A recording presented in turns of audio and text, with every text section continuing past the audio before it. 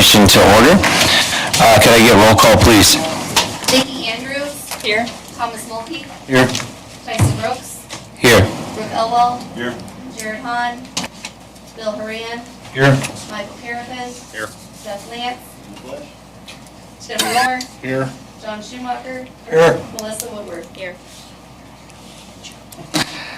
Okay, board members, in your packets you have the copy of the minutes from our last meeting from the September 4th. We did find a few corrections in there, so if you see anything else that we need to be brought attention to, now's your time. Otherwise, if not, I need a motion to approve the minutes with the corrections that have been submitted. I would make a motion to approve. We have a motion approved. Do we have a second? I'll second. A motion is second. Further discussion? All in favor, right hand. Opposed, same sign. Old items this evening is A250608 from Jefferson Township. Mr. Lassenhauser, do you have a comment on that one? Yes, so the petitioner has sent in a email letter requesting the petition to be continued to the November Planning Commission meeting. That would be the second continuance or the first? This is the second continuance. Second. How many do they receive? How many can they have? So in this case, they can continue it for this one, but we do need to make a decision at the next one, I believe. Okay, so they have made a request for a continuance. We need a motion and a second on that for approval, correct? Yeah, and one thing of note I would put out is because of the length of time that has passed from when the original hearing was noticed, that you would give us permission to put a new public notice sign out on the site with the date for the November meeting on it as part of the motion to continue. So board members, we need a motion to continue this with the condition that there would be a new public notice sign put on the property. I'd make that motion. Okay, we have a motion for that very thing. Do we have a second? I'll second. Okay, we have a motion and a second on the board. Board members, any further discussions? All in favor, right hand? Opposed, same sign. Board members, I'm going to pause real quick here just for a quick protocol with the amount of individuals gathered at our meeting this evening. Hi, guys. When we just order of events here and how we handle the situation, what we're doing is the petitioner will come up and make their petition. At that time, the floor is theirs. There's no conversation being had from crowd, or it's a conversation where you're an observer and we, the board, are asking them questions and hearing their petition. Then there will come a time that's called public comment. And during public comment, you have signed up here if you want to speak on those things. It's kind of a one-and-done situation. So make sure you collect those thoughts, everything that you want to say, have that ready to go. You'll come up. The questions that you ask won't be answered right away. We'll write those questions down. We'll bring the petitioner back up. We'll ask those questions. At that point, once the last person has spoken for the public comment, then that public comment section is closed. It's just order of how you run a board and how you run a meeting.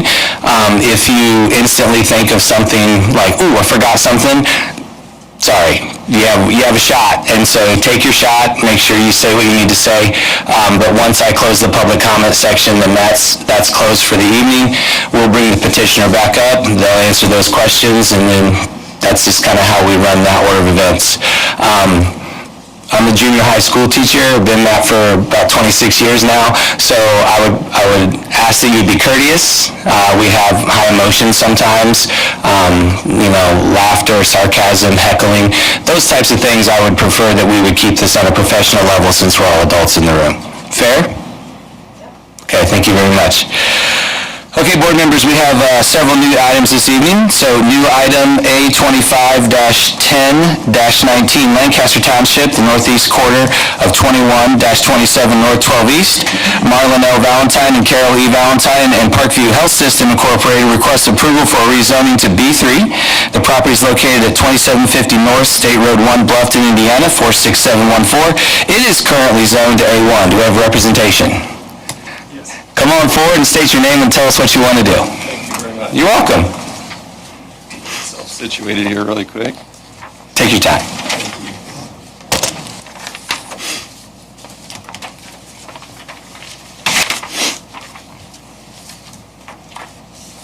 Good evening. My name is Jack Benz. I'm with the law firm of Beers Mallers LLP. Our offices are located at 110 West Berry Street, Suite 1100 in Fort Wayne. We represent the applicant Parkview Health System, Inc., which is... Pull that microphone a little closer. Sure. Is it on? Is it on? Push the button so it's up. Yeah, up. It's got to be up. It's weird. There you go. Is that, can you hear me now? Is that better? Okay. Thanks, Jack. Oh, you bet. We should file the rezoning petition that's before you tonight. Also here tonight is Kevin Scholes from Parkview and Mark Reinhard with Engineering Resources. The Valentines, the property owners, are also here, as well as Rick John Lewis, who's the broker on the transaction. And if I need help answering any questions you might have, they'll help me out. So the property that's subject to the petition is approximately 17 acres that Parkview is acquiring from Marlon and Carol Valentine. Parkview's intent for the property is to develop and operate a medical facility on State Road 1 on the north side of Bluffton to provide the community with medical services. Parkview understands there's a need for additional or expanded medical services in the Bluffton area, and Parkview plans to expand its footprint in the community, and so we need to prepare for that growth. The site will allow for future growth by securing the real estate to support future uses. From what we've heard, we think the community wants us to be here, and through the proposed rezoning and eventual development, we hope to provide medical services to meet the needs of the community. Parkview is proposing to rezone the site to B3, which would permit a variety of uses, but specifically including medical offices and medical clinics. The current use plan for the site is a medical office building. Timing is undetermined, as needs may change, and if at any time Parkview should determine that additional medical uses are appropriate, this zoning would allow it for us. I want to touch quickly on the legal test. The proposed rezoning is consistent with the comprehensive plan.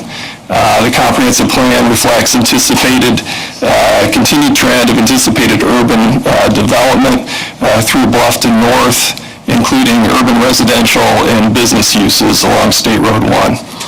In light of this continued trend, the proposed rezoning constitutes responsible development and growth consistent with current and proposed growth plans.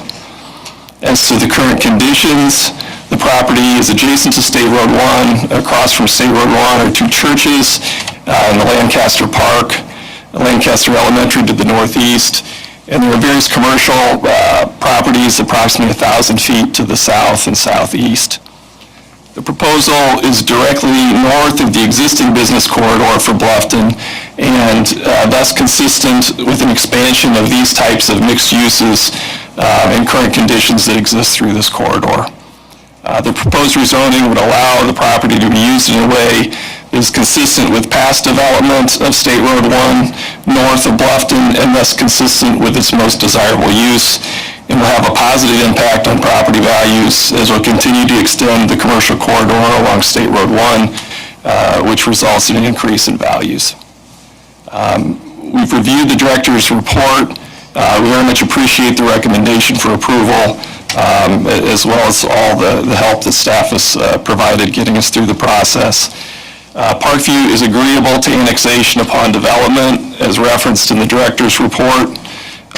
Parkview is also agreeable with having the entrance to its site line up with the existing entrance to the I-Town Church across State Road 1. In conclusion, there's a scarcity of developable land and existing buildings to support healthcare uses. This is the next big open area for commercial development along State Road 1 north of Bluffton, which is consistent with the development pattern that we've seen for decades. We believe the rezoning meets the legal tests, and therefore request your recommendation for approval. Thank you for your time and consideration, and we'd be happy to answer any questions that you may have of us.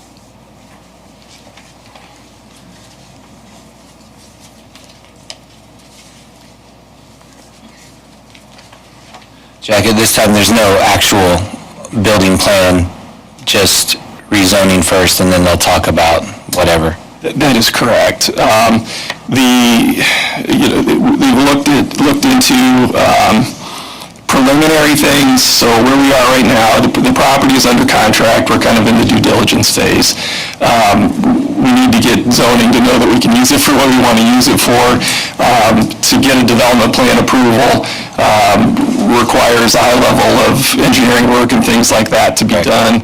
And one, we don't have time for it, and still we're kind of early in the analysis of things to be able to get that done in time, before we would close. So that is correct, and anticipate we'd have to come back before you for a development plan at that time.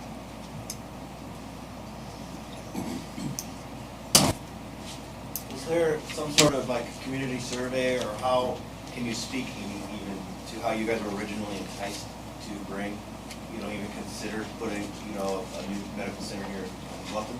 Yeah, I believe Parkview's done a great deal of looking into that. I may ask Kevin Scholes if he has anything that he can add to about what research Parkview's done.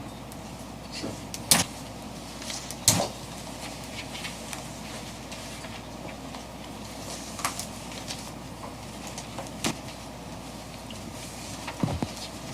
Kevin Scholes, Parkview Health. So to answer the question, we've done a community needs analysis to determine what makes the most sense to put into the area. We've opened a clinic on Main Street in a retail center, and we've had a lot of success there. So that has kind of driven us to this meeting and the acquisition of this property to continue to grow the services. So our strategic team has done a needs analysis and identified that we need to add more physician services to the area, so that's why we're here. Okay.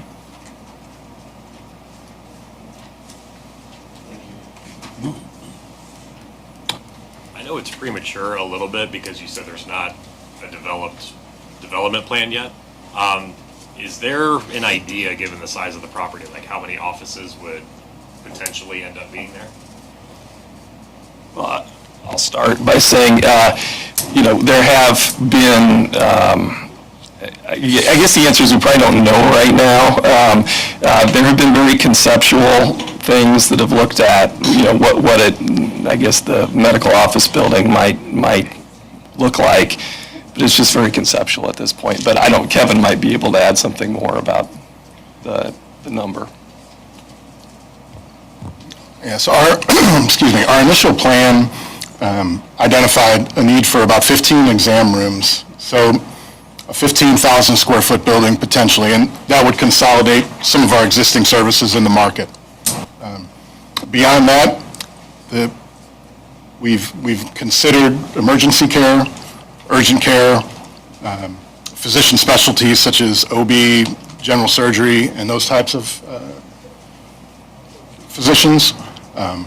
But more to come as we kind of get our feet wet into the market a little bit more and determine the need. So the initial location really told us that we need to have more doctors here, and the community need was there. So The reason I was asking was just, again, I know it's early, but whether or not the complex had the potential to be busy enough to where a north and a south entrance might be better than just one, but. I appreciate the question. It was our understanding that it was important to have those entrances line up, and we're willing to do it. If the future growth would be such that it would require that at some time, we certainly appreciate the question. If you'd be willing to give us an additional access if we need it, it'd be appreciated. But I think that'd be down the road, so.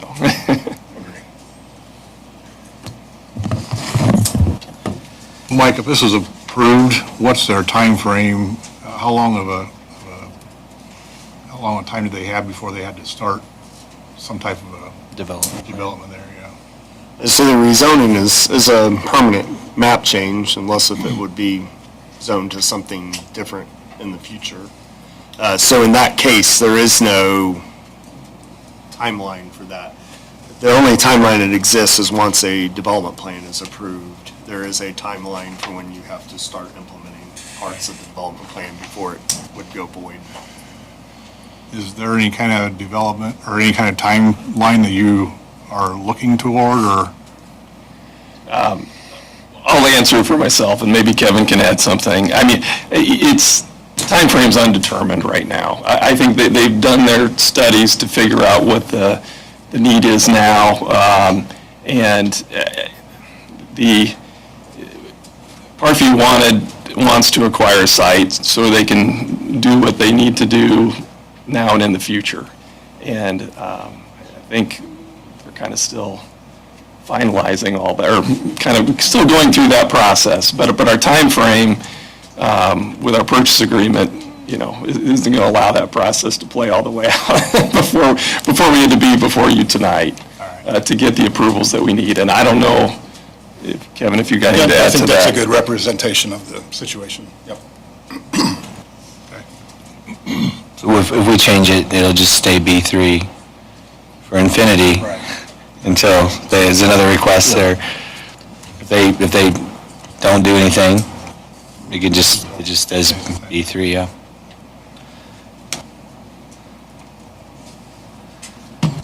Board members, any other questions for Kevin or Jeff? Anything you guys want to add? No, I don't think so. I just appreciate your time and your thoughtful questions. Thank you, gentlemen. We'll do public comment, and we might have to call you back up. Sure, thanks.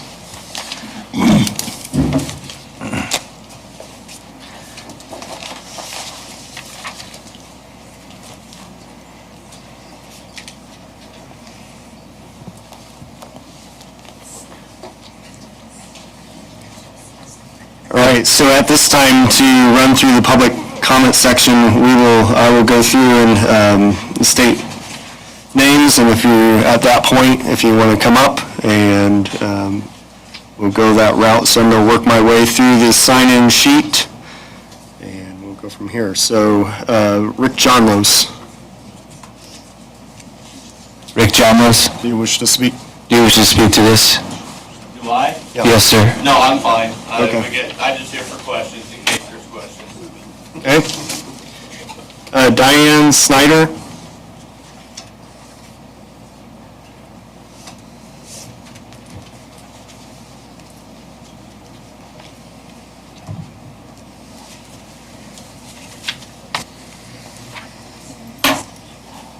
Good evening. Thank you for letting us speak tonight. Can you pull the microphone to you, please? Kind of heavy, Diane. Thank you. Thank you. Our family owns the property at 350 East Jackson and 370 East Jackson Street. That's directly across from Lancaster School and adjacent to the Lancaster Park and right behind the Woodland subdivision. We are currently getting our property ready to sell, and we think the rezoning will benefit us in that, so we are for the rezoning. So we have no objections. We are wondering if there is plans to expand beyond, like to the other side of the road, to the other side of State Road 1, that would affect our property.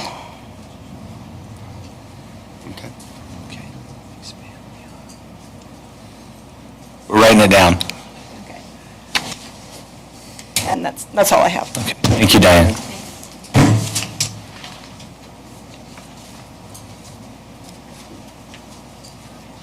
Julie Thompson.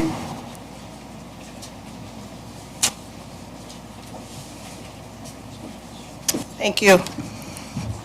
Can you hear me okay? Yes. Yes. I'm Julie Thompson. I'm the Chief Administrative Officer of Bluffton Regional. I've worked at the facility for 41 years. I would like to ask you all to step back to the year 2000. At that time, we had two facilities, Kaler Nickel and Wells Community. In December of 2000, Wells Community and Kaler Nickel merged to create Bluffton Regional, significantly strengthening healthcare in our community by consolidating resources. My point in this statement is today we have a strong rural health system that is meeting the needs of our community. Similar to 2000, two healthcare facilities could ultimately dilute the quality and availability of care. The healthcare landscape has changed dramatically over the years in regards to the availability of staff, providers, and insurance requirements and regulations. This alone has changed the dynamic of healthcare in the last 25 years. Therefore, you will see rural hospitals not having the whole menu of healthcare opportunities, but the basics instead. For higher levels of care, patients will be referred to facilities that offer those services. Bluffton Regional is a for-profit facility. This means that the facility pays federal, state, and local taxes. Bluffton Regional paid $656,000 in taxes in 2024. These taxes filter down to our schools, city, and county for support and growth in our community. This is more important now than before as the state legislation has made changes to tax requirements and our city and county has lost funding from the taxes. I'm asking you all to consider this. With healthcare being a dynamic and changing industry at this time, do we want to bring in a second system, fracture our healthcare landscape in this community? Are you willing to potentially compromise Bluffton Regional, the longstanding benefits, including tax payments, in this community? Have we fully considered the cost of operating two systems, including the potential to drive up labor costs, create potential staffing challenges at both facilities? Is that a situation that is likely to improve or compromise healthcare outcomes? Bluffton Regional is a committed, long-term provider of healthcare in this community. We continue to stand with you, and we hope that we have your support. Thank you.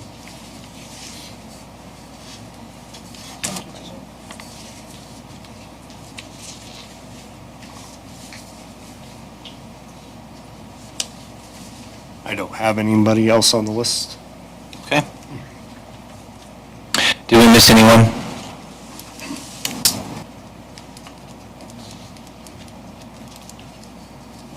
Okay, public comment for A 251019 is now closed. Board members, as far as, I'm not sure we need to call Jack or Kevin back up. As far as the expansion beyond Highway 1, Diane, I can tell you that they don't know and we don't know until we would receive a development plan. At this point, the petition is for just one property? Just for the 17-acre property on the other side. They would obviously have to contact landowners beyond and do that situation. Jack, would you like to say anything about that, or did I pretty much cover it?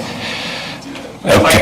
Yeah, go ahead. I'd like to say just a little bit. Come on up, that's fine, buddy, it's your turn. Somebody clarify a couple of things. Yeah. So, first of all, we appreciate the statement and support.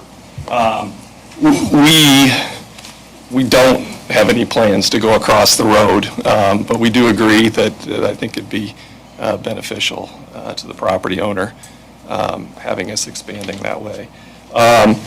With respect to the comments about the other healthcare providers here in town, Parkview already has presence here. We believe people want us to be here. We don't think that having competition is a bad thing. We're trying to bring, quality health care, and that's not saying anything bad about anyone else that's already here and providing things. My father was a Kaler Nickel back in the day, so, we think the community wants this, and we want to, provide services that I think would only help the community. As far as the property taxes go, long term, I don't know exactly what may happen, but In the short term, as we mentioned, a medical office building is what is planned, and the timing is kind of undetermined. But I would expect the medical office building would pay taxes. Now, I do understand there are some properties that Parkview owns with the particular uses that would qualify to not, but this proposed use for the medical office building, I believe, would pay property taxes. And I'd also like to mention, and I dragged Kevin up here because Parkview is one of the largest property tax payers in Allen County, and I don't know exactly what the number is, but I knew it was pretty high. We're the top 5 of Allen County property taxpayers. So it's not like we don't pay real estate taxes. So in any case, we think it, would be helpful to the community. We think more is better as far as, providers, and that's what our studies show is that there is a need here, and people have expressed it to us. So that's all I would add. So thank you for letting me come back. And Jack, you said that Parkview is agreeable to being incorporated, and by being incorporated, that would be taxable for... It would become part of the city of Bluffton. Thank you. Yeah. Board members, do you have any, while Jack and Kevin are up here, do you have any other questions for him? Okay, thank you, gentlemen, appreciate it. So much.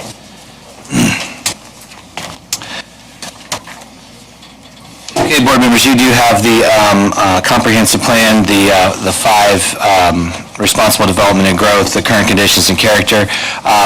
This would be, when we discuss this situation, this would be a do pass recommendation, a do not pass recommendation, or a no recommendation to the Wells County Commissioners on this proposal. So I'd open it up for discussion on the board. This property is currently not in the city of Bluffton, is it? It is currently not, no, it abuts the city limits. Are the 2 churches on the east, they're incorporated? Yeah. Okay, Yeah, the city limits of Bluffton is Main Street, so everything to the east of Main Street, I see. all the way up to the elementary school property. Would this be, if that was incorporated, would it be like a funny bubble Yeah. for the city limit? Like it would just... Correct, it would only affect this specific property unless if another property would. South of it? It would, yeah, it I see. would pop out to the west.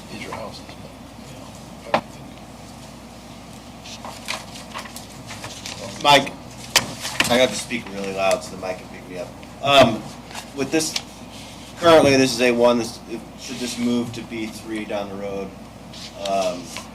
will there be any issues, since there's an undetermined amount of time for them to make their decision, they're just, going through the motion saying, can we rezone or not? Will there be any issues with the house there on that property and residency in the house when this moves to B3?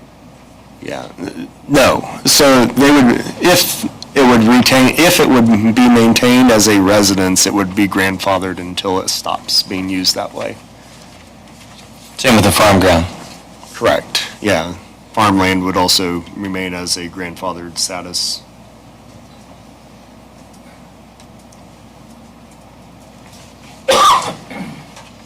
And the zoning ordinance calls out a year has to pass before a use becomes non-grandfathered. And agricultural on that end actually has a much longer period of time by Indiana statute, so. Understood.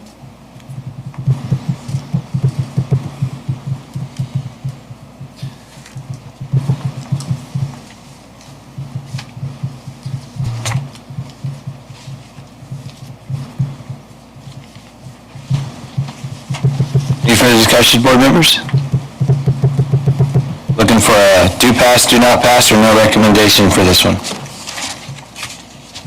Because I would say, I think this fits in with the progress of business districts moving north along the highway there.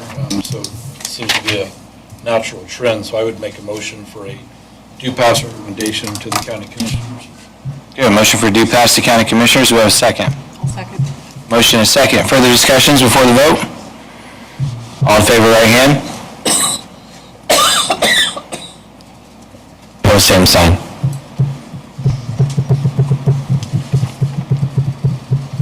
Okay, so at this time, we will pass along the recommendation to the county commissioners at their next available meeting.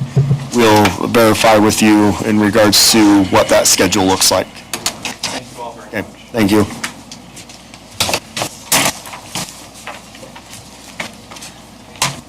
right, I didn't skip one, did I? We're going over the K-Fund now? Okay, board members, we're on to A25, 1020 Rock Creek Township, Southwest Quarter, 16-27 North, 11 East. The Fisher McAfee Farm LLC requests approval for a proposed CFO project, including two 41 by 8 by 428 layer barns, one 64 by 160 foot manure barn, a cooler that is 56 by 70 feet, generator and well building 18 by 38, and 4 feeder bins. The property is located at 3599 West 300 North in Bluffton, Indiana 46714. It is currently zoned A1. Do we have representation for this petition?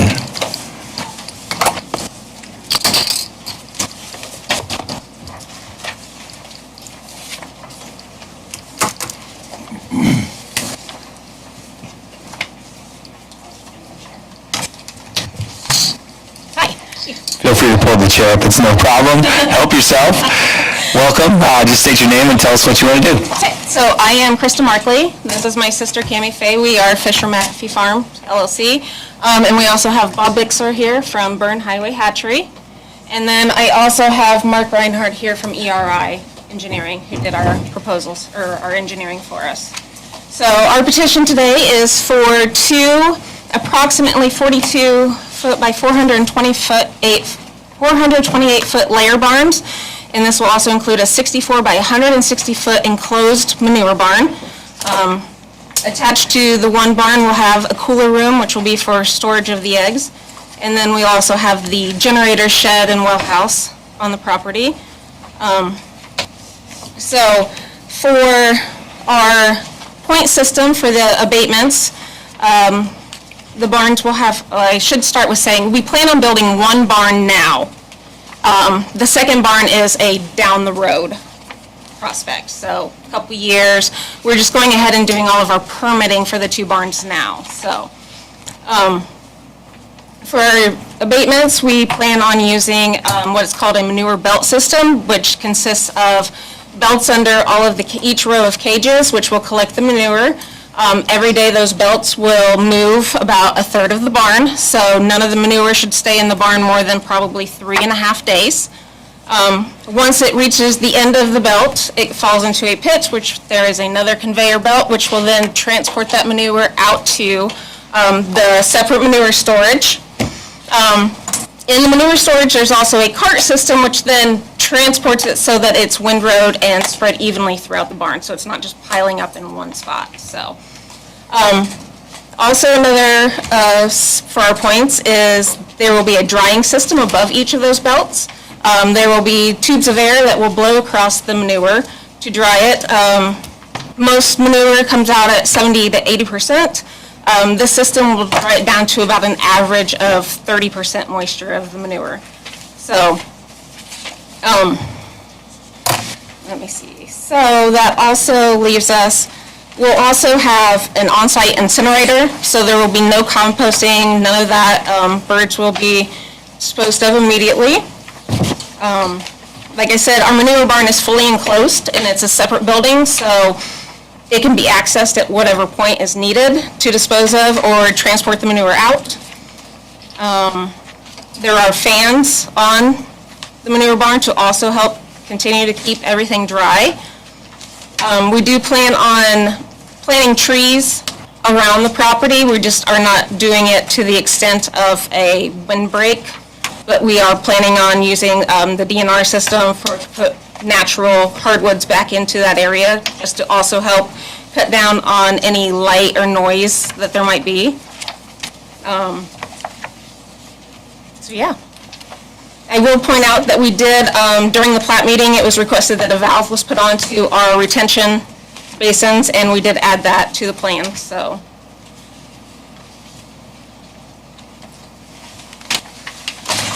We have a packet the size of the Torah up here, so. Sorry, I like just- to give lots of It's fine, so just give us a moment here for our questions, but Absolutely. if you think of anything to add while we're taking a peek, I saw on C, the large board members on C2, the landscape trees and the DNR approval there for that, as long as retention ponds.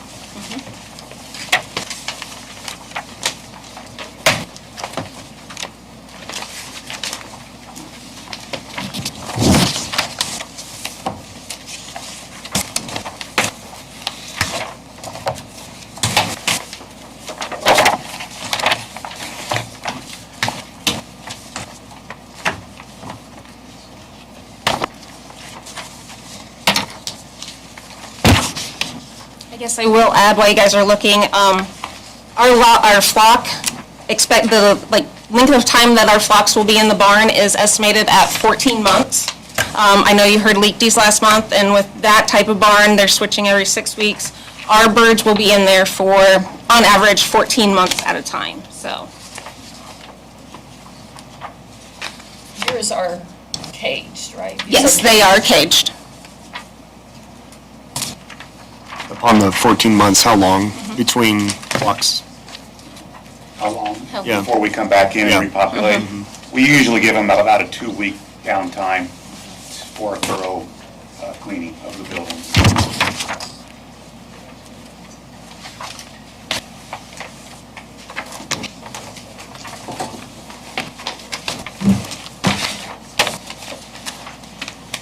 What do you mean by caged? They're in cage. Each bird's in a cage, or? Yeah, all chickens are in a cage. They're in cages. Yes. The proposal you guys had, I think, a month ago, that is a broiler chicken. So that's a Kentucky Fried Chicken, where a broiler chicken and a layer chicken are two totally different breeds.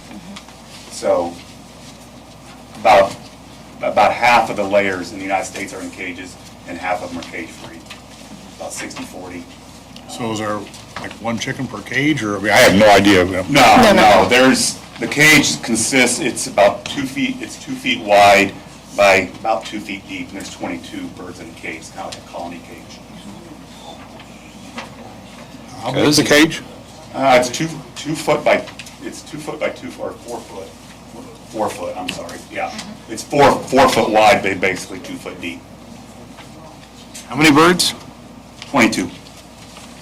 Each bird gets, it's an industry standard, each bird gets 60 square inches per bird.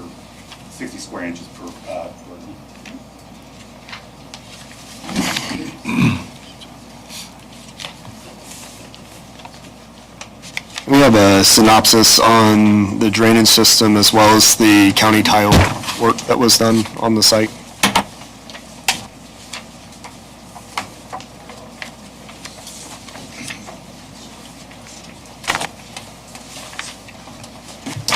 Grab another chair. There we go.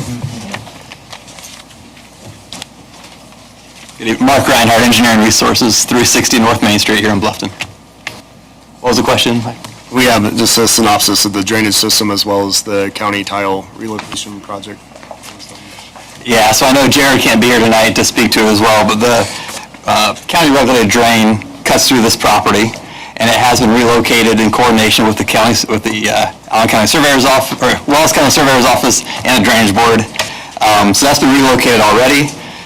Stormwater from the development will be picked up and collected and directed to a couple different stormwater detention basins where it will be restricted to meet the zoning ordinance requirements, and then it will outlet into that relocated regulated drain at a controlled release rate.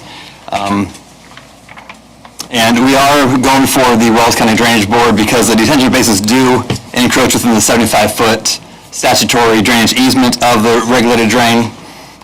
But through conversations with Jared, he was supportive of that. It's not uncommon, and it actually gives the whole property even a little bit closer to the wooded area as well, which helps.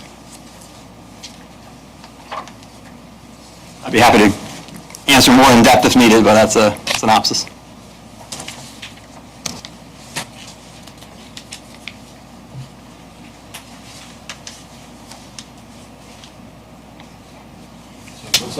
on the map, and they're going to be routed to the east side, just of the buildings in the water retention spot, is that right? Yeah, the north half of it goes to the north basin, the south goes to the south basin, and they both drain to the east basin before being released to the, and the legal drain is east of it, yes. Yep, east and then northeast. The print's kind of small, so I just want to make sure. It is, yes, it is. Reading it right. You're correct. Do anything from Plat Committee? No, I think we went over everything on Plat Committee. You mentioned about the installation of the valve in case there would be a spill or something that could be contained on site. Otherwise, we did review the setbacks and point segment at that point and felt that they were in compliance. We had no changes to the design. Okay. Maybe you can answer this. Yeah, it talks about Tier 1 and Tier 2 odor abatement, but it also mentions that PAAQL has endorsed 3 odor abatement options. What's the third? There's 2 Tier 1s and 1 Tier 2. Oh, 2 Tier 1s and 1 Tier 2. Gotcha. Would you happen to know the percentage of moisture content before, like, the manure would start combusting? You mean actually starting on fire? Correct.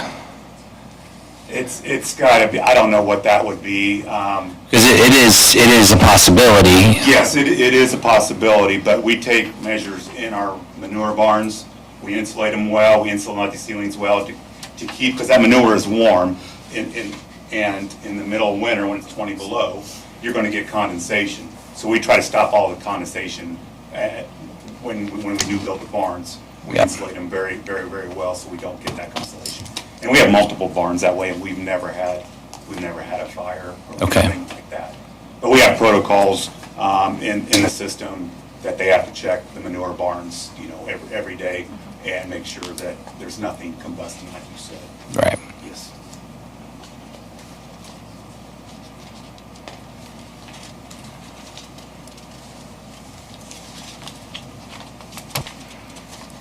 How often would there be semi-truck deliveries for grain, feed? Feed, once they have both buildings going full operation, normal week appearances, the feed deliveries are all basically made Monday through Friday, and there would be 6 trucks a week. So basically 1 truck a day. Maybe one day there might be 2 trucks, Monday through Friday. Then egg pickup, and this is when both houses are full capacity. Egg pickup, there'll be about 5 loads of eggs to pick up every week. And so that would be another load a day of eggs. What's full capacity? What number does that look like? Full capacity on the giver is 200,000, is what I call it, full capacity, 202,000. Per building or? No, per one. Per one. 101,000 in each building. Got it, thank you. But while they only have the one building up, obviously that would half, it'd be 3 loads of feed. That makes sense. There you go. It's a lot of eggs. Are these like semi-trucks? Yes. Yeah, feed delivery and the egg pickup trucks are semi-trucks. Mike, you mentioned in your recommendations the point system. Can you explain that in detail? Sure. So the Wells County zoning ordinance in regards to confined feeding operations is broken up into 2 parts. The first set of requirements is the minimum setbacks from different types of land uses, homes, waterways, a wide gamut of things that have a minimum setback. The point system is specifically above and beyond the requirements of the minimum setbacks. So the point system is designed to help reduce odor from the site and also promote proven practices for good management of a confined feeding operation. So those points come from multiple sources. You get points from having additional setback to the nearest home. You get points in regards to the Tier 1 and Tier 2 odor abatement policies. Those things are items that were vetted through Purdue University's air quality lab. And then also, there's also potential points for the way manure is applied on the ground in certain manners, whether there's filler strips on open ditches near the site, those types of things all gain points because of they're either a good practice model or directly impact odor abatement procedures. On the third to last page, it lists some of the points and how much they're valued as far as Tier 1 odor abatements. Page 400. Well, In the director's opinion. right here, it's the first packet that's titled A251020, Rock Creek Township. So that very first one. Also the third page of the director's opinion. Or go to page 3 of the director's opinion, which seems much simpler than my way.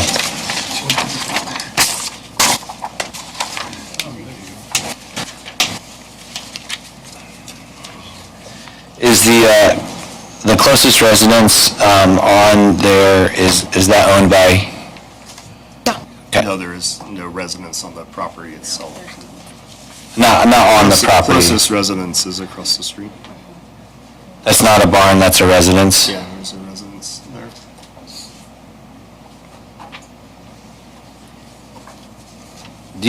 Mike, do you know the approximate distance to 300?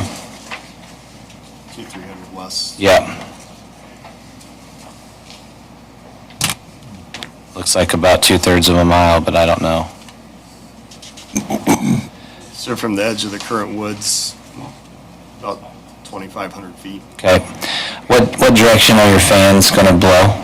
Our fans will be on the west side and will push all of the air to the east, so therefore it will filter through that woods.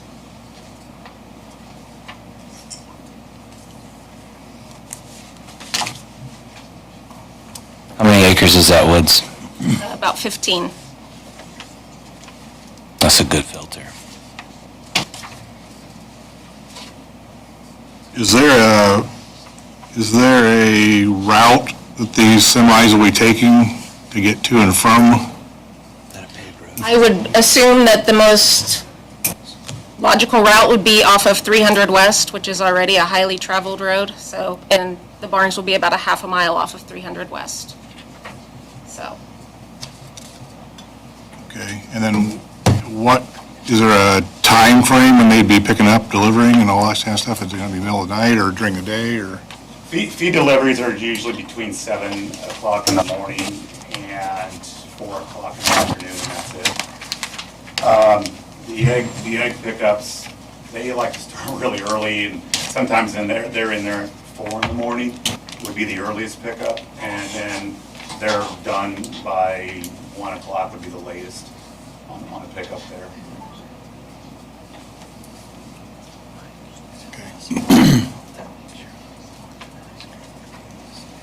I see you guys have a contract with Trent Markley, a 5-year contract to remove the waste, the manure. yes, What is the nature of Trent Markley's business? he spreads manure. So this would be selling the manure to local farmers or to wherever to use for fertilizer on fields, so. So will the bulk of this manure from an operation such as this, and with your contract with Trent, will that be within several miles local spread, do you know? Or is the majority of that end up, say, out of county? My guess is the majority of it would probably stay in county, but it just depends. All right, another question for you. Mhm. Do you know the average estimated water usage that your farm will need?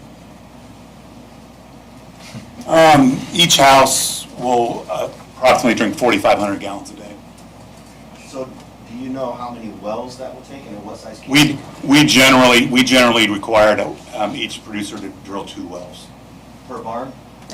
No, just 2 wells it'd be 2 wells for each barn, or excuse me, for the facility, or for the. So those would be like, say, a 6-inch casing? Yeah, Do you know about how deep the requirement would be in that area? I don't know, I don't know in that area, what the table is. Speaking from experience too, we've got quite a few of these barns and setups like this, and we have never had a well go dry, in my experience. I've been here for quite a while.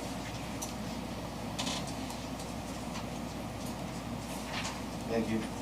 Sure.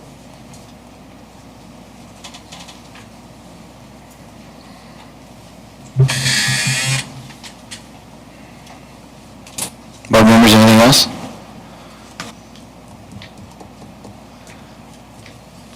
Okay, thanks, guys. Thank you.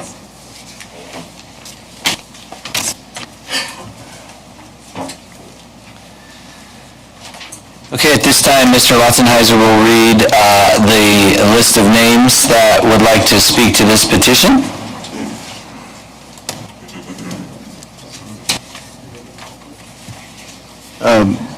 Bart Sessler? Come on up, sir. Come on up.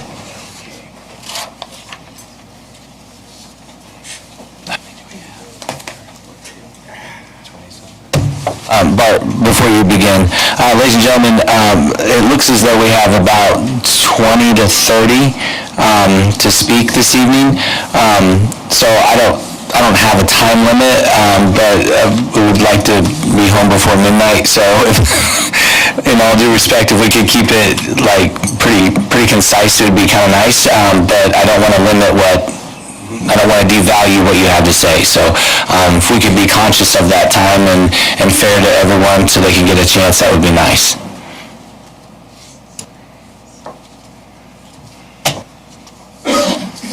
Hey, Dad? Can you hear me?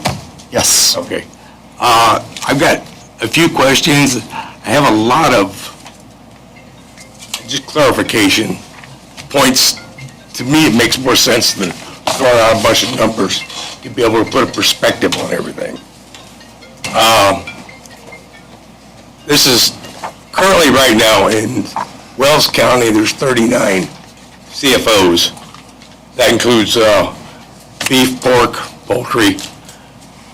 Of those 39, 3 of them are currently CFOs for chickens right now. How many? 3. 3.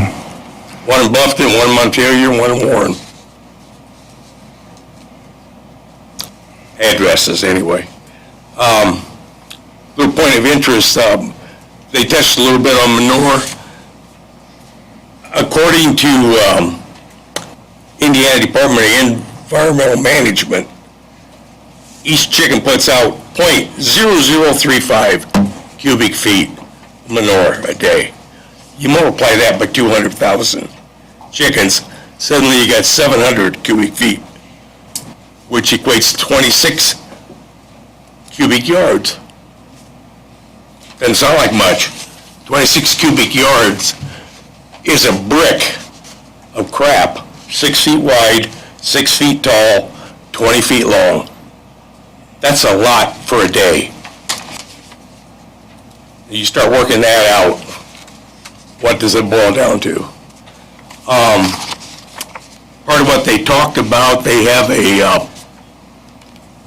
part of their application has a manure stack, 64 feet by 164. If you stack it 6 feet high, that's 62,976 cubic feet. Interesting thing about that, you multiply the 700 cubic feet I told you it's produced by chickens on a daily basis, that gives you 90 days storage. Okay, it's fine. What do you do after 90 days? You're going to be hauling it out repeatedly? Another point of interest, carcass disposal. What do we do with the You're going to lose chickens. I grew up on a farm. I know. We have an incinerator. You're going to incinerate them all? That's what they said, yes, sir. Okay. Because that's projected at 2%, which is 4,000 a year. I That's a lot of birds to burn. And that, the cheapest way was composting, that's why I was kind of surprised. Do you guys have a catastrophic poultry loss plan already? We're writing it down. Okay. Because that can come from power loss, yeah, I know, you got a generator. Mechanical failure, natural disasters, diseases, plenty. Take your pick. Wastewater. I didn't see anything on the application. I heard you mention something about a pool. Is that a storage lagoon for the liquid waste? And by liquid waste, that's your wash water, your rinsing, sanitation water used for cleaning. I don't even have an idea how much. But from my understanding, chickens have what's called a cloaca, so all waste exits out of one unit. It'll fall onto a drying belt, and then that is dried with blowers.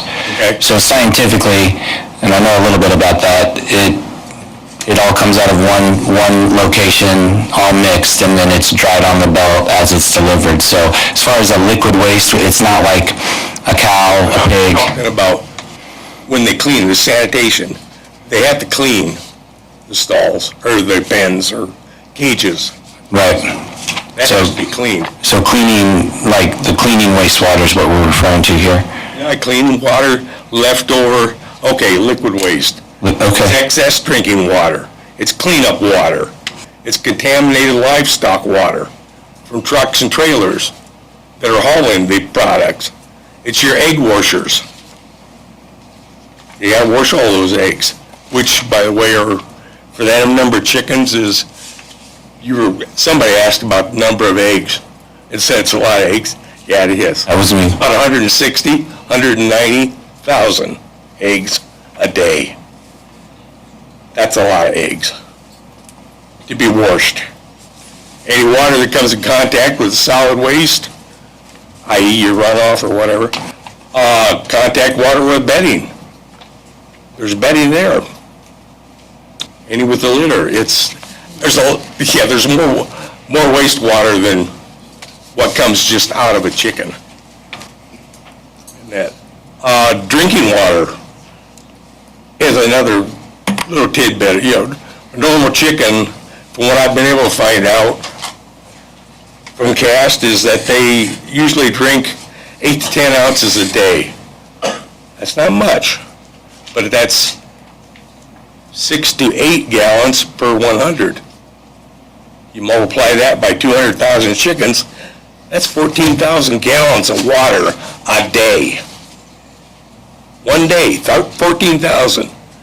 You realize, according to national studies, an American adult uses 90 gallons a day.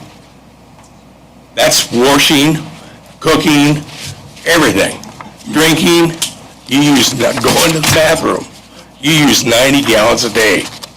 You divide that into the additional 14,000 gallons, all of a sudden in this square mile community, we're going to bring in another 140 people and move them in and set them down. That gives you perspective on the amount of water used. And when you're done with that, there's drainage. The main drain, you guys discussed it a little bit. It's kind of above my head. I'm a simple person. Main drain for that square mile area is the lace ditch. I mean, people, Old Wells County people know the lace ditch. I've been paying taxes on it. I know what, anyway, it basically drains Rock Creek Township. It drains 535 acres. It's the natural runoff for it. I think they're talking about tapping into it some way, into that natural drainage to get rid of the drainage. And that I don't know. I guess on a personal note, I've lived on farms. I'm 76 years old. I've lived on farms 65 of those years, all kinds. Animal farms, grain farms, a little bit of everything. I'm an old farm boy. I moved here 46 years ago to raise a family. I've done that. I've raised a family. When I first moved here, a quarter of a mile to the east of me was a small hog operation. A half a mile to the west of me was a small dairy farm. Yeah, I enjoyed a lot of country air. Yeah. But I knew what it was. I knew that when I moved here. Yeah. You know, like I said, those operations are gone now. But, like I said, they were established when I came. I didn't complain. You know, now there's something going on that could diminish what I have built in the last 46 years. You could say I'm a little concerned and complaining. You know, you ask me why, you know, I look at it, it could affect the water table, i.e. wells. You start pulling that much gallonage out of the ground, what's it gonna do to the water table in that area?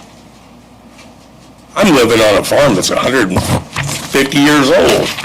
I don't know how deep my well is, but I'm looking at the very good possibility I'm gonna have to put a new well in. It could be that way for a lot of people.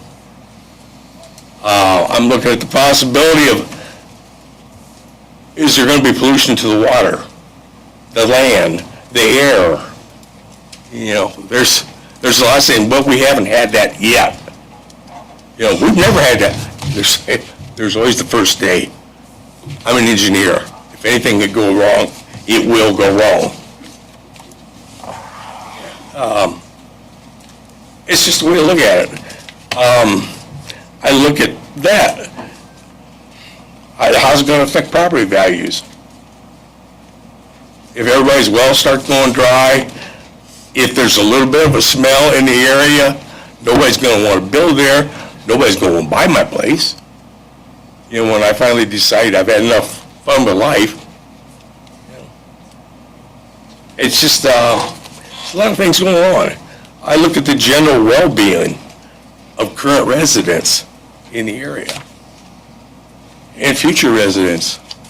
I'm not raising kids now. Mine are married and gone. There's a lot of new families that are looking to start families. You worry about disease. Look, it could be anything. I know we've never had it yet. We may. Other parts of the country have had it already. I don't know, I just think it requires some additional investigation, and looking into whether that's by the state, government, agencies, whatever. That's my feelings on the case. Thank you. Thank you. We got next.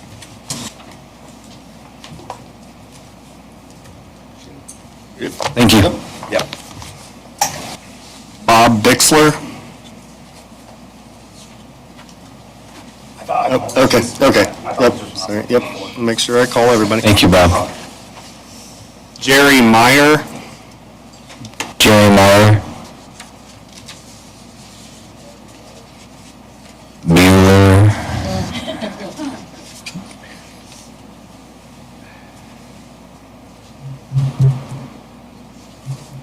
You out there? Yep, we're getting head shakes, we'll go on.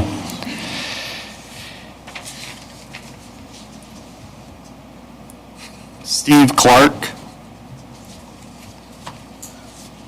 Steve Clark? Steve Clark. Can I go there? My daughter's broke down. Fort Wayne, can I go? Like, I'm not gonna go right now. You take care of your family, Steve. All right. Put it on speaker.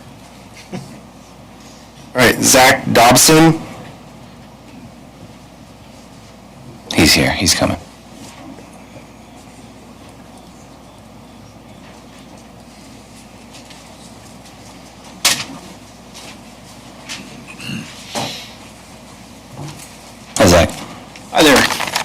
Thanks for having me. Welcome. Good evening, everybody. Thank you for giving me the chance to speak tonight. We're here to discuss a proposed chicken farm operation in our community, and I'd like to voice my strong support for it. The heart of this discussion is something bigger than just chickens or barns. It's about private property rights. In America, we believe that if you own land, you have the right to responsibly use it to provide for your family and your community.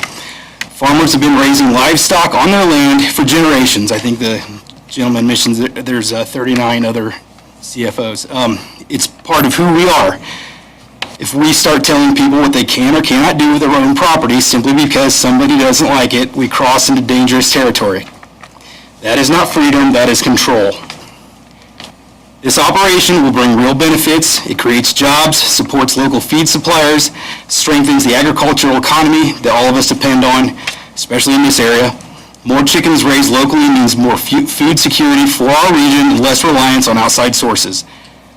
This isn't just one family benefiting, it's our entire community. When you go to the grocery store to get eggs, an operation like this is where they come from.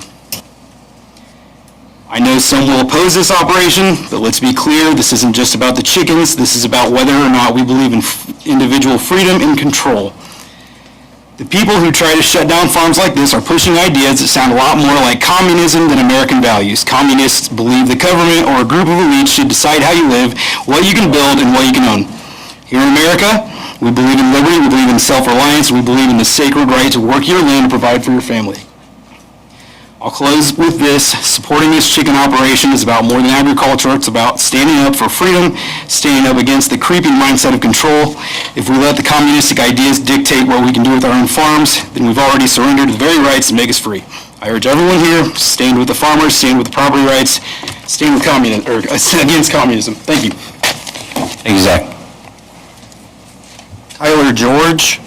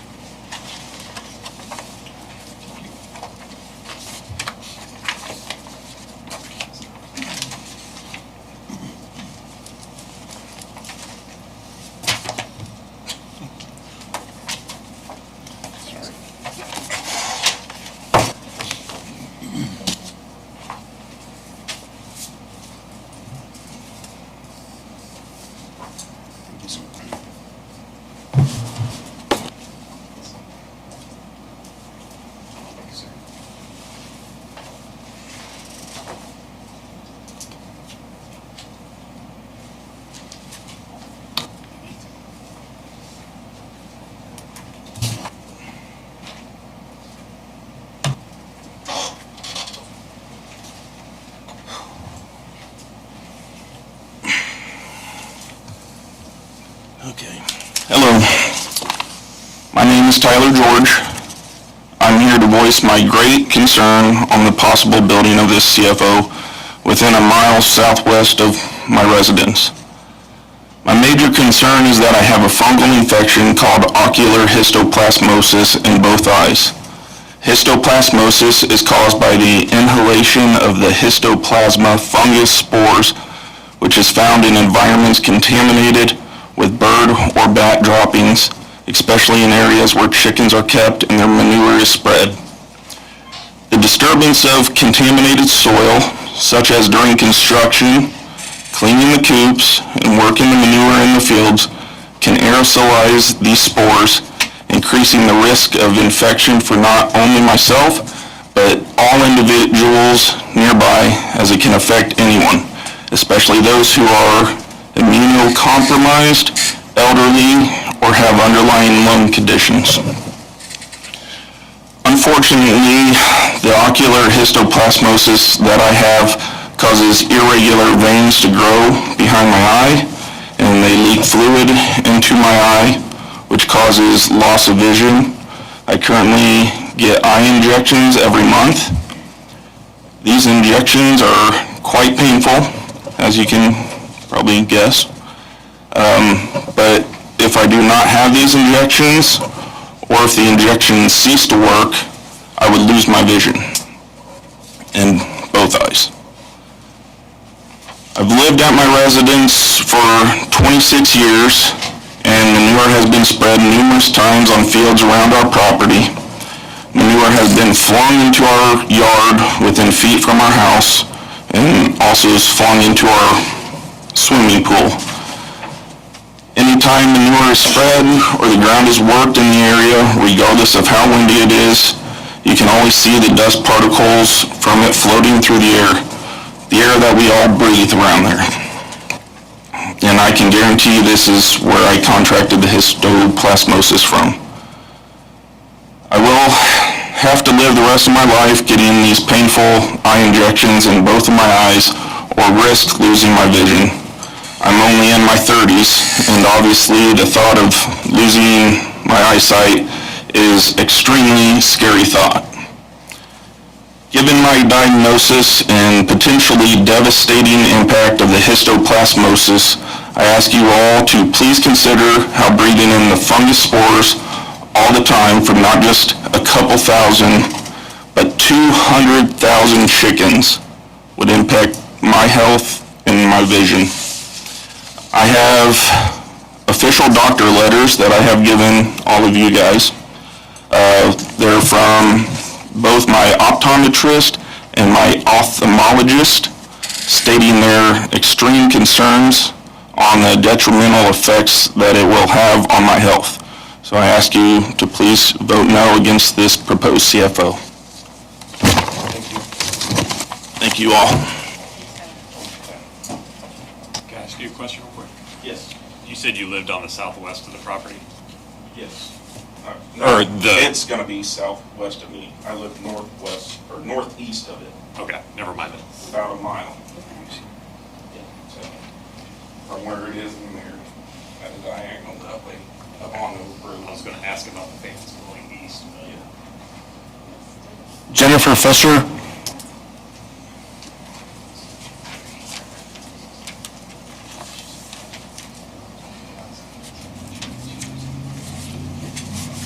Well, guys, we meet again. My name's Jennifer Fisher. Oh, can you hear me? Okay. My name's Jennifer Fisher. I live here in Wells County. A little bit about myself. I don't think I did that last time.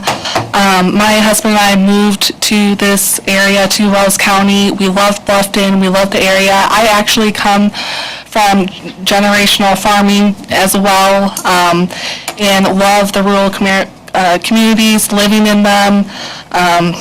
I paid my dues, I picked up rocks, so if you told me I'd be here, I would have said no way. But this is industrial farming, this isn't generational farming, this is corporational, and I think it can affect generational farming for the future. Our community is no different than others across the nation who are being invaded by industrial agriculture. I mean, you guys approved one of these last months, and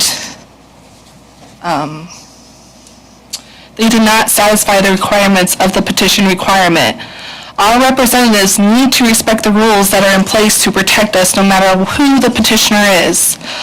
Why are we pushing these CFOs through quickly when they do not meet the requirements? They do not have IDM approval, and part of the petition process says that they need approval in section 14-06 4A, C, and D. They did not meet this. They need proof of a recognized EMS or IDM approved manure management plan. The one last month had a prepared agronomic plan by Solutions LLC. Does this proposed CFO meet these qualifications? IBM has already found issues with the last one you guys approved. Another thing, I'm big on first responders. I spoke to a fire chief in our county, and he was unaware of how dangerous a fire at one of these operations can be. The ammonia that makes these buildings combustible and hard to put out, they are built to collapse on themselves, endangering our first responders. There was a fire in New Paris, Ohio, on the border of Indiana and Ohio, and it took 30 agencies in 6 counties to because of the lack of hydrants in a rural area to put out. And that was early in the year, I think in January or February of 2025. 30 agencies. It is also important to preserve our land and historic communities. That is why we have urban growth boundaries.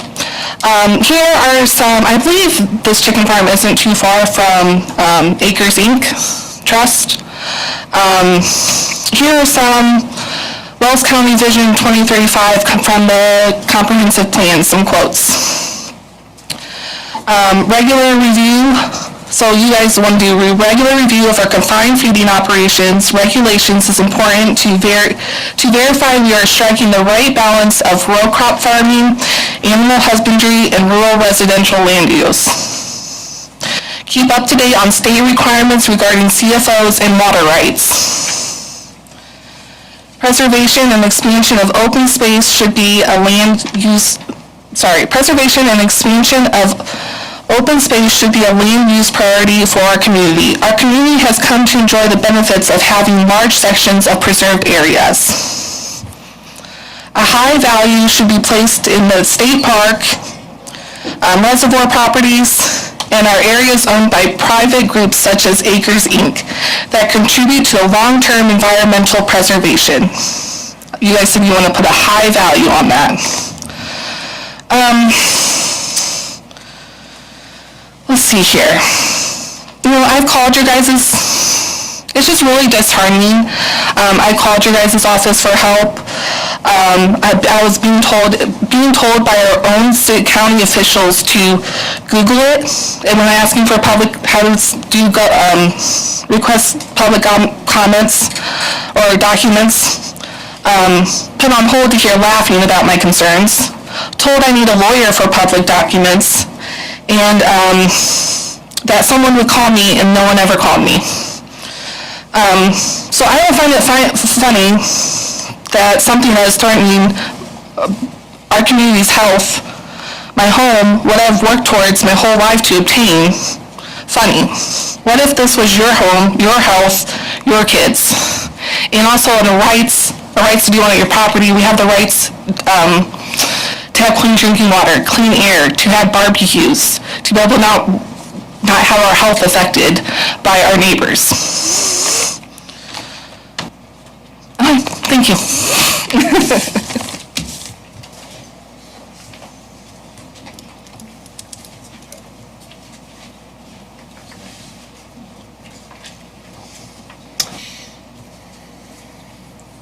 Kevin, CASSER Castert? Cozart. Thanks, Kevin. Okay.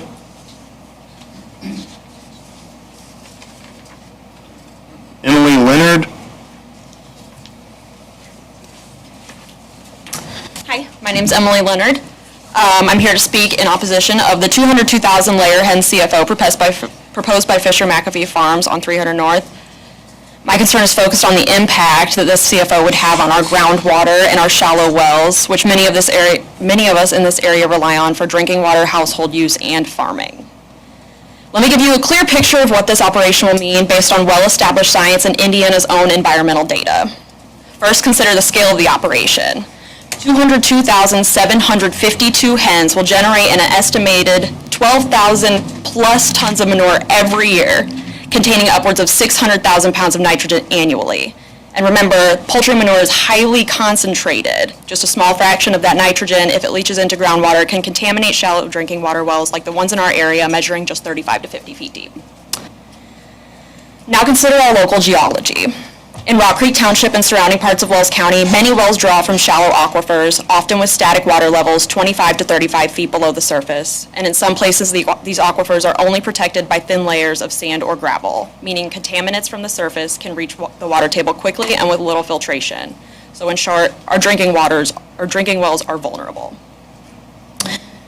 And what happens when this much manure is introduced into such a sensitive environment? We see it in other counties. Nitrate levels in drinking water spike, sometimes exceeding EPA safety limits of 10 milligrams per liter. Elevated nitrate is particularly dangerous for infants and pregnant women with blue baby syndrome. but long-term exposure affects everyone. We also face increased risk of bacterial contamination from E. coli and other pathogens, especially after heavy rains or manure application during wet seasons. Older or poorly sealed wells are at even greater risk. And like Bart mentioned, a lot of our homes are very old, so our wells are old. They might not be well sealed. Once groundwater is contaminated, it's not easy or cheap to clean up. Homeowners have to install nitrate removal systems, drill deeper wells, or in some cases, abandon them entirely. But there's another risk we can't ignore, the water use itself.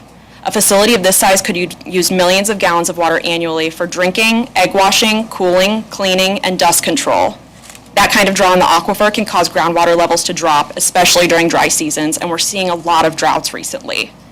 For those of us with shallow residential or agricultural wells, that means real risk of wells going dry or experiencing reduced flow, especially if multiple high-capacity wells are operating on site. They said they wanted to install 2. Even minor drawdown in groundwater levels can disrupt nearby wells, requiring expensive deepening or replacement. And there are homes within less of half a mile of this that will have to face these consequences. You might hear that state regulations will protect us, but regulations only work if they're followed and enforced. In reality, manure is often applied at higher than needed rates and stored improperly in fields. We just had a manure pile in our field from August 22nd. It's still there. It's unbermed, untarped, and not spread. Setback distances may not be sufficient for our shallow water tables. Not all farms use cover crops or proper soil incorporation to prevent runoff, and state agencies often rely on self-reporting, not real-time monitoring. So who is going to hold these people accountable? This isn't just about not in my backyard. It's about protecting the health, water, and property values of every family in Rock Creek Township who depends on a well, which is all of us. It's about making sure that one industrial operation doesn't put an entire rural community at risk. So my questions are, at 9,000 gallons a day for drinking, how much will it be used for cleaning, egg washing, cooling, and dust control? How will they be held accountable for manure storage and runoff? Who will be responsible for making sure that our drinking water doesn't become contaminated? Where will we get water when our wells run dry, not if? And who will pay when families need to dig new wells? According to state statute IC 14-25-4, formerly known as the Groundwater Rights Law, Fisher-McAfee Farms could have to foot that bill. The opening statement of the 2025 Rural Areas Community Report reads as follows. Wells County's rural areas are defined by their agriculture heritage, scenic landscapes, and low-density development.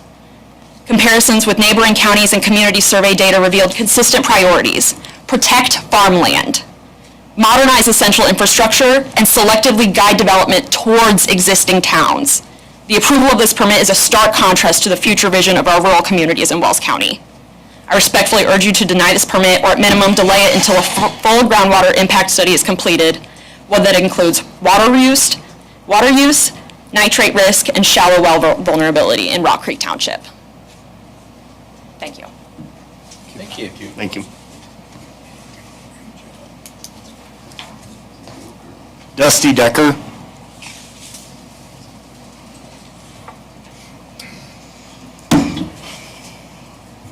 Good evening, members of the committee.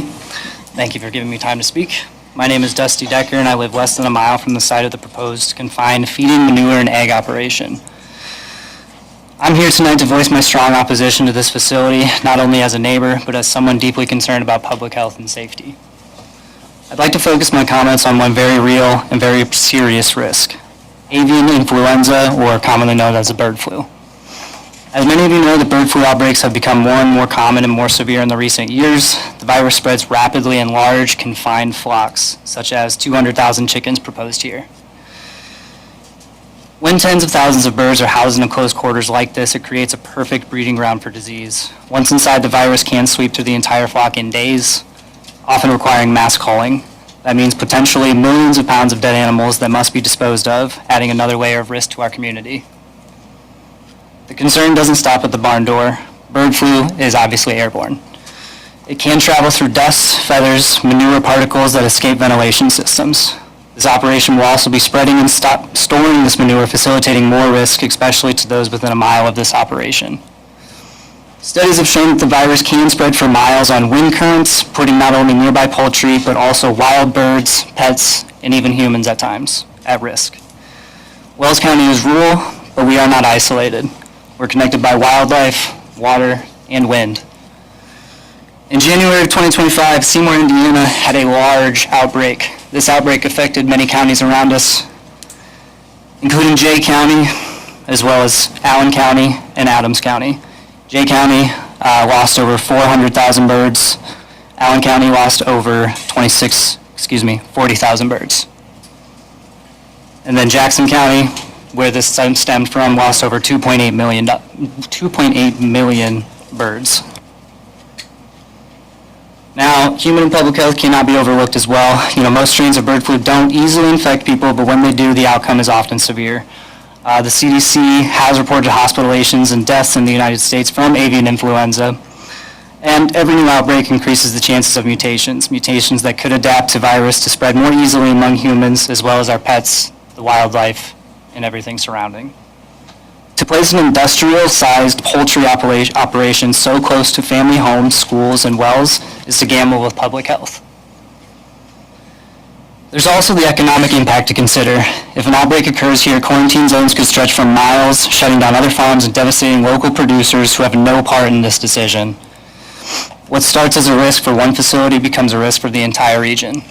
In Seymour, they had over 6 miles surrounding the area quarantined. There were over 45 different operations that were affected. Small farms as well. The facility is proposed to be in the middle of our community. We breathe this air, we drink this water, and we ask you tonight to prioritize the health and safety of Wells County families over the interests of a single industrial operation. I have a few questions I'd like to ask. First of all, how does this facility benefit Wells County residents directly compared to the risk we are asked to shoulder? And then, much like the case in Jackson County, if the bird flu breaks out here, quarantine zones again could shut down other poultry farms in the region. Has the county calculated the potential economic loss to existing farmers? I urge you to reject this proposal. Thank you for your time. Thank you. Todd Williams.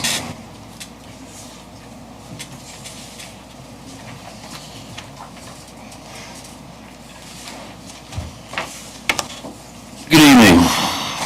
Hi, Todd. My name's Todd Williams. I've been a proud member of this county for over 35 years. Wife and I own ground to the north and to the west of this proposed CFO. I stand before you tonight to speak about an issue that directly affects the health, the economy, the future of our communities, CFOs. On the surface, these facilities are often presented as opportunities for economic growth. It's natural to want to support agriculture and encourage progress. But when we look more closely, it becomes clear that allowing another large-scale CFO here in Wells County would come at a cost that far outweighs the benefits. First, let's talk about the local impacts of industrial poultry production. There are countless well-researched studies showing the toll these operations take on the environment. CFOs require massive amounts of water. Our community is made up mostly of shallow wells, 30 to 50 foot being the normal. Studies prove that the massive amount of water these facilities require will surely drain most of these. At the last area plan committee in September, you had an individual who stood before you and stated that hers had went dry. What's your plan for that? According to the rules and point system set forth by the Plan Commission, one can achieve more points by directing the exhaust fans from the building directly into a wooded area. Has anyone bothered to walk through a wooded area that was used as a filter by a CFO that contained 100,000 birds? The amount of scum on the trees, ground, and surrounding area is disturbing to say the least. And what about the wildlife that once inhabited that woods? Not a trace left. What's your plan for that? The runoff from these facilities will flow into the Daniel Less Drain, which flows into the Wabash River, creating dead zones where no fish, freshwater, or wildlife can survive. These are not distance problems. They're happening in Indiana, and they will happen here in Wells County. What's your plan for that?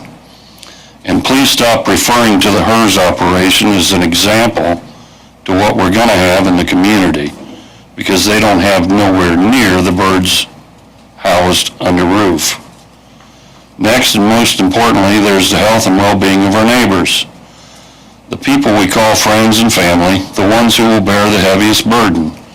CFOs produce staggering amounts of manure waste and far more than our communities can safely handle. It's a well-known fact that Wells County is already on the receiving end of a large amount of poultry manure being trucked in from surrounding counties that have too much to handle themselves. Counties that have approved more CFOs than their infrastructure can handle. Is Wells County keeping track of the CFOs they have permitted already? Anyone adding up the amount of manure they produce? In a recent conversation with Mike, he couldn't even tell me how many CFOs the county currently has. He suggested I call IDM. Really? That's your plan? Downright scary. Sounds like we are right on track to rival Mercer County, Ohio for the massive amount of CFOs that they can't handle. For neighbors living nearby, this translates into higher risk of asthma, chronic respiratory illness, and exposure to antibiotic-resistant bacteria.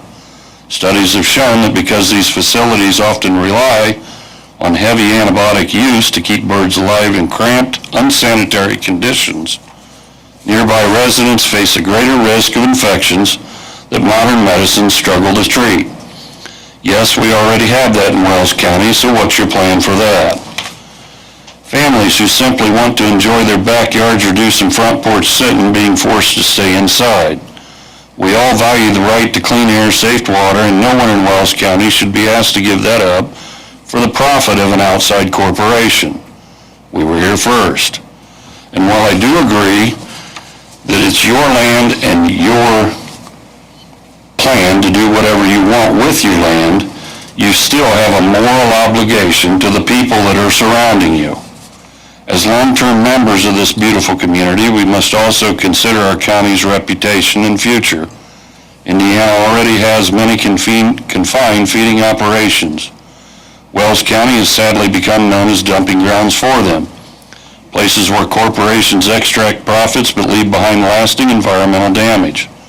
Anybody remember the aftermath of the Corning glass and its effect? Wells County has an opportunity to stand apart. We can choose to protect our land, our families, our farmers, and stop pushing CFOs. Let's make that part of your plan. Has anyone really thought about what happens in the case of a catastrophic failure such as bird flu? Anyone remember not long ago we had a catastrophic failure at a dairy in Wells County after a tornado devastated the farm and the animals. It happened in real life, and that's how the story was written. And I suggest you all to do some research and see for yourself how that was handled. Let's not forget the impact on small family farms. These are the people who have fed us for generations. When corporate poultry moves in, independent farmers struggle to compete with artificially low prices. Land values decline. But if we say no to this facility, we're saying yes to healthier soil, cleaner water, safer food. We're keeping our money circulating here in our towns rather than sending it off to distant corporations. And we're preserving the dignity and independence of farming as a profession rather than to turn it into contract labor for outside companies. I'd also like to take this time to bring attention to a couple facts that your own rules state that the CFOs must follow. Page 72 of the development requirements state no CFOs to be within 2,640 feet from a commercial structure. We have Helena Chemical at 2875 North, 300 West, 300 North. Also on page 72, a CFO must be 5,280 feet from an educational institution. We got homeschooling at 3889 West, 300 North, and college schooling at 4194 West, 300 North. And more of these are also out there in close proximity. I just chose those two for reference. Also on page 72, it states that a CFO must be 2,640 feet from a public use area. We got the Rock Creek School Memorial at the corner of 300 North and 300 West that's commonly used for pictures. It also states on page 74 that the applicant could get 20 points for obtaining 51% of the community support within a 2-mile radius. I'd like to present the Plan Commission with a petition that represents almost 90% of the community's strong opposition to the proposed CFO. Does the Plan Commission give any voice to the people of the community that they represent? Is there any plan for us? We're not going anywhere soon, and how do you expect a CFO to operate within a community that shows so much opposition? In conclusion, confined feeding operations are not just about chickens or cheap meat. They're about our land, the health, and our families and neighbors.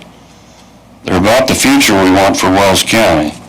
By rejecting this proposal, we're choosing a cleaner, healthier, stronger path forward. Imagine being able to say that Wells County protected its people and its land, and that we set a higher standard than the rest of Indiana. That's a legacy we have a chance to change tonight. Let's make that your plan. I'd also like to drop a note since my wife was not here. She wants it to be known that back in August, when the poultry manure piles started arriving in our neighborhood, as they always do this time of year from out of the county and out of state probably, we noticed numerous dead birds around the feeders, bird bath, and in the yard. My wife has numerous feeders and enjoys bird watching. Shortly after this, within a week, we had no birds, and still to this date, we have none. Is that a coincidence? Conspiracy theory? I think we got a problem our county doesn't need, and it's already here.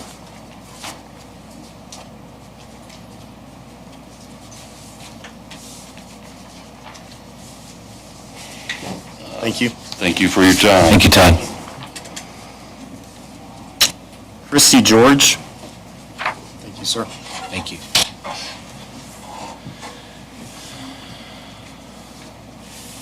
Well, mine isn't as long, so I'm quite thankful for that, right? It's okay. I'm Christy George. And I said I wouldn't cry, but I probably will.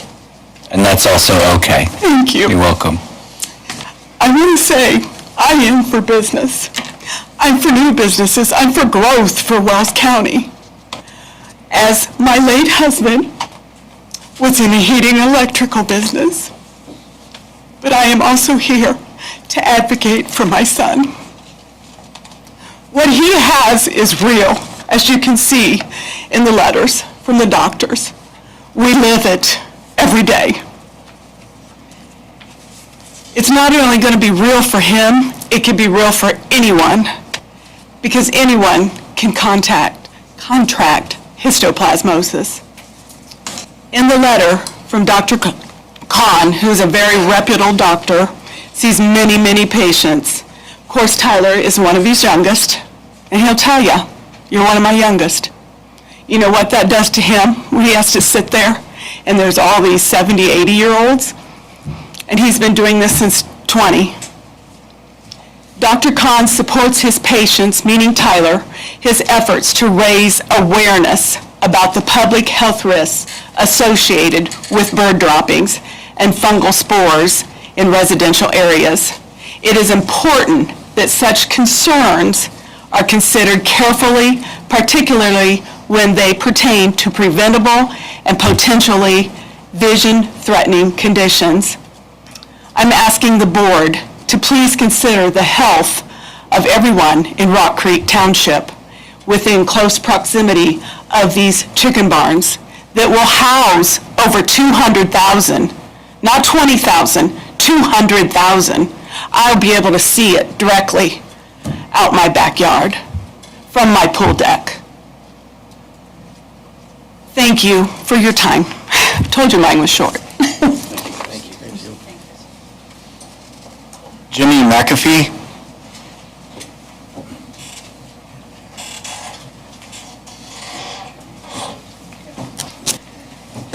My name is Jimmy McAfee. I live a half mile straight east of that place that go come up.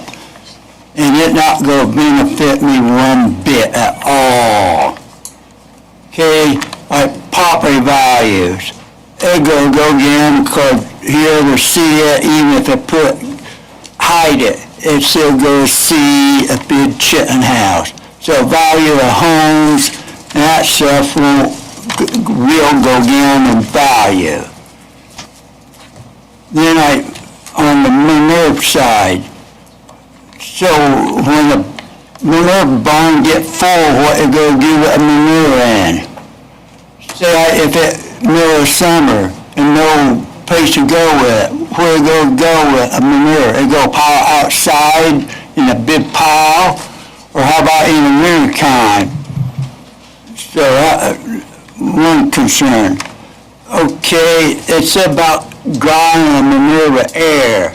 Well, air, if you put air into a balloon or a basketball, it go in, but it got to come out. So that same way, a manure barn, they go dry it. Where does the air go? It's blown into the woods that's to the, you see the TV? Yeah. They're the fans that... And the air go up in the air. Yeah. I mean, it go out.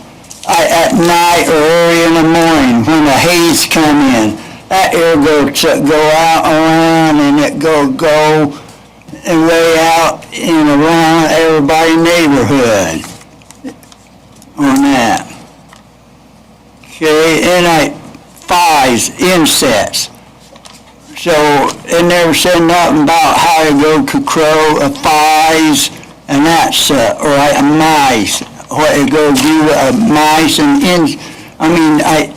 flies and horse flies and stuff like that.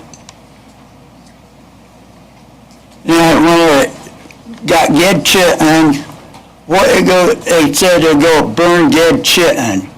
Well, when you burn dead chicken, that air go up in a side, up too, and it go out.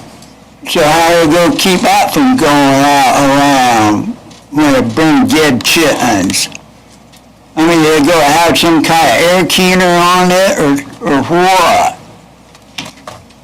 Okay, then a water cable. About 10 years ago, I was thinking about putting the irrigation set up in. I went to a couple different irrigating places. It checked and said there's not enough water in my ground in that Rock Creek Township to put an irrigation set up in. So if it go pump out that much water, well, my corn and bean go dry up from not having enough water to even grow. And my water well go dry up. I mean, if they're pumping 4,500 gallons a day of water, that's a lot of water pumping every day. So it need to check on that. Okay. What company was the irrigation system you tried to contract with? It was over around Rennemat and down there near Indianapolis at Reynolds. Do you remember the name? No. That's okay. It was 10 years ago and stuff when it was hot and dry. I need to put irrigating in to get something, but they said there's not enough water cable in there. Okay, but then them people that want to put it in, they don't even live near. One lived 4 miles to the south, one lived about 2.5 miles to the west. And to me, if you want a chicken house, why don't you put it right where you live? They don't want to put it where they live. They put it someplace else. But I mean, pit barns. Every pit barn you see is out in the middle of no place, but a guy running it or owning it no even live near it. On that. That's one of my main concerns. Okay, and a road, 300 North is a rural county road, and it never rural road. So then somebody go out, repave it, and make that road wider. So that will cost the county more.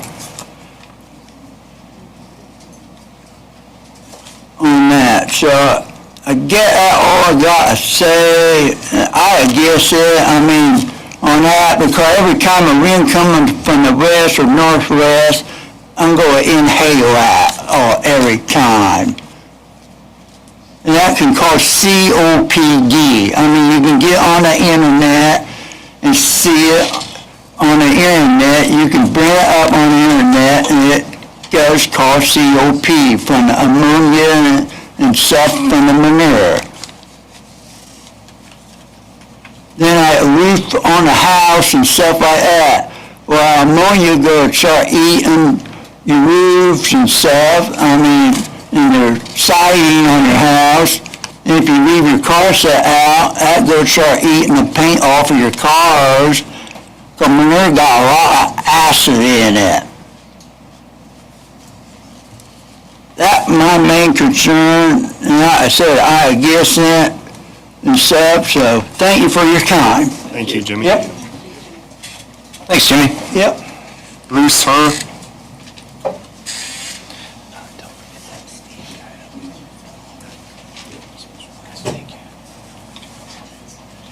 You said Bruce? Bruce, sir, I don't have anything prepared. I really wasn't planning on speaking, but I kind of got called out. I'm a CFO owner myself in the poultry business, and nobody wants to compare my business with this operation. I'm a CFO. I'm big enough, I guess, so I'm producing 50,000 eggs a day. I don't see the difference. There may be a little bit. They say the water table, I'm not a scientist and I don't have the facts, but they say the water table is going to go down 10,000 gallons, 14,000 gallons a day. That's 3.6 million gallons a year. A 40-acre field of corn will use 20 million gallons of water to produce a crop.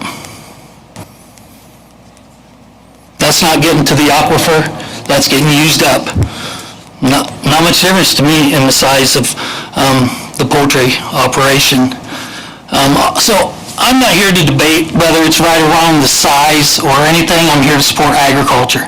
The state of Indiana does a wonderful job. The farmers, they're getting bigger because that's what they need to do to make a living, to feed their families, to bring the next generation back to the farm. I've raised my family. I've had a CFO for 31 years. Good operators stay in business, and they usually don't have issues. So, Yeah, Tyson. thank you. I didn't mean to interrupt you. I appreciate your comments.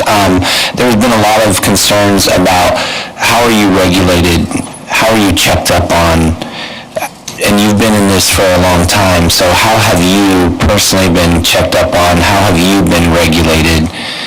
I'm checked, I'm checked up on by my neighbors every day.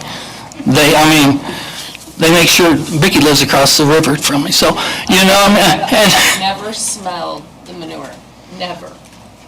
I will say, honestly. So, number one, I'm regulated by my neighbors. Okay. Number two, I'm regulated by the state.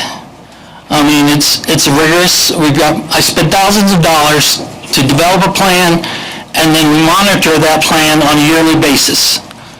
That plan is not, we don't deviate from that plan as far as the manure that's applied to the ground. What happens on that farm is all documented. And the state comes in, I don't know, they're on about a 5-year rotation as far as coming in and looking at paperwork. But we're doing paperwork daily as far as inspections and what's going on that farm, on our farm. There are bad operators, but there's very few bad operators left. They've all gone out of business. They will not survive in today's world. And so, you want to say that I'm not very big, but let me tell you what, 60,000 chickens can produce a lot of flies if you let them. And when you've got another business that's open to the public, 300 feet, and I do live on my CFO, 200 feet from these barns. I walk to work every day. But I got another business that is open to the public, 300 feet, and I have had I don't know a percentage, but people walk in my front door that don't even realize there's a chicken on the farm.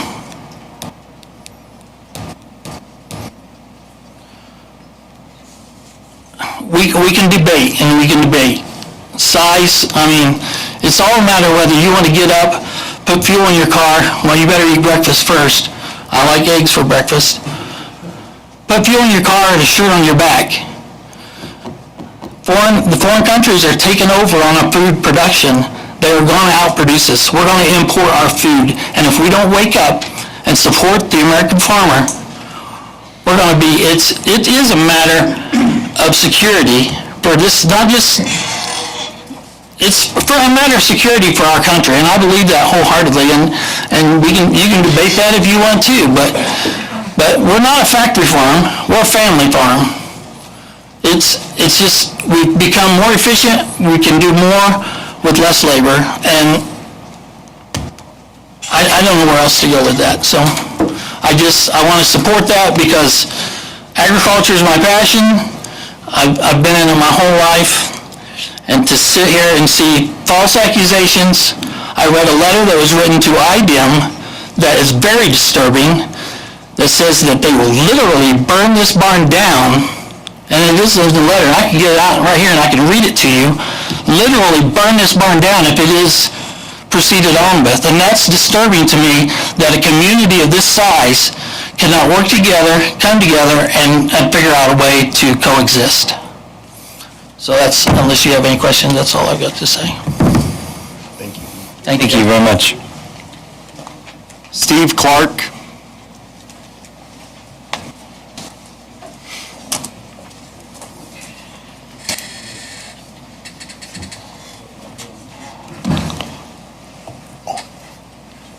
Hello, I'm Steve Clark. I'm here to support it. I live out at Rock Creek, I do, out in the township there. We actually live by the way the crow flies, probably 2 miles from there to the, be southwest of there. But from our house, we have a dairy farm straight west of us, 2 miles. There's a chicken barn, way the crow flies, to the northwest of us. And, I mean, yeah, there will be smell. I mean, there's smells with every animals. I mean, there's smell with animals, cattle that are running around out in that community. I mean, you drive down the road, you probably smell cows if you have cows, if the wind's blowing right or anything. But the one thing I want to talk about is, I mean, the health part. One of the things is the health part of it. You know, if anybody knows anything about agriculture that affects a family with health, it would be me. My dad died of pneumonia a year and a half ago. I mean, there's a chance anything could happen. I mean, it would, sorry, I'm trying to use my words right because sometimes I don't use my words too right. I don't want to cuss on here, but so, I mean, there's a chance of anything. You know, if there was a big health issue, I can't talk for the people putting up the barns, but I don't think any farmer would put up a barn or do anything if it was going to hurt the community's health, and they knew it for sure. I mean, you know, do I go and protest against ammonia that killed my dad, and it gets put on right around my farm? No, it's part of agriculture. It is. I mean, they are held to a high standard. Farmers, agriculture, people with barns. I mean, have I raised chickens before? No. Have I been around chicken barns before? Yes. I worked for a company that dealt with chickens. I worked with cattle. I worked with hogs.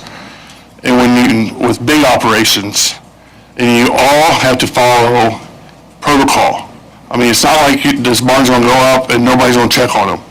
I mean, they're held to high standards. You know, if they do something wrong, they're going to be shut down. You know, if, you know, and everybody, I hear about the water source and all that. If the wells go dry, you know whose problem that will probably, I mean, I don't have a piece of paper with numbers and everything, but the problem will be is the people who built the barn. If they say that barn made my well go dry, they're going to pay for my well. You know, it's just part of agriculture and putting barns up. I mean, everybody wants to eat, everybody wants clothes, everybody wants everything until it's round them. I mean, where are you gonna put these barns at? Are you gonna put them in town? No, because you can't. You have to put them on agriculture ground. I mean, they are doing, and everybody, I hear a lot of missays, before this meeting, if you wasn't sure, you should contact people building barns. You should contact Bruce, if you knew him. Find somebody that had a chicken barn. I guarantee you, somebody would walk you around their chicken barn so you could actually see what it's like. Or call, there's a very smart lady here that would answer a lot of questions if somebody would just call. Or call Bruce. I know somebody in the neighborhood, I'm not gonna say names, this is not actually went down and walked around Bruce's property and was amazed, about no smell, or the lack of smell, or however you want to put it. But, a lot of people need to contact the farmers before we all start complaining and get the real facts and, and talk to them, not Google. Google will tell you good stuff, tell you a lot of bad stuff. So I think, a lot of these people here, and they have a right to voice their opinion, and they have a right to have concerns, and some concerns are legit. What if our waters go dry? Whose problem is it? It's theirs, not the residents. If it's because of the barn, it's the barn's problem. The smell, they're trying to do everything they can do. They're just not throwing it out in the middle open. They're putting it by the woods. They're trying to please the community. And I just think, that's my opinion on that. Thanks, Steve. Thank you, sir. Wendell Brain? Yep, Brain? Yep. window in the room, I'm sure. Okay, thank you. Good evening. Is it Brain? Yeah, it's Brain. Thank you, okay. B-R-A-N-E. I had a whole speech written out, but I scrapped it because all my concerns were expressed better by other people. But as I listened to others share from up here, maybe a couple points came to mind, and this will be very short. We live within about a mile and a quarter from where this will be, and we live in the woods next to the government property, and as many of you know, along the Wabash River, there's the DNR. And so when we're thinking about the woods east of these barns filtering the gases that will come out of those barns, the potential for diseases to be picked up by wildlife and other birds, that being carried over to the DNR property. We have some rare birds in the area, for instance, eagles, minor, it's just probably something that we ought to be thinking about when it comes to the effects upon the environment in that way. But I do have a question, getting more to the point here. 200,000 is, as you've been hearing, is an extraordinary number, but do we know if there is a plan, like maybe 5 years from now, to increase this to 1 million birds? Or what will happen in 10 years? Will it be 2 million birds? Is this just the first of more to come? So I think that would be a question that would be worth asking the applicants. Thank you. Thanks, Wendell. Frank?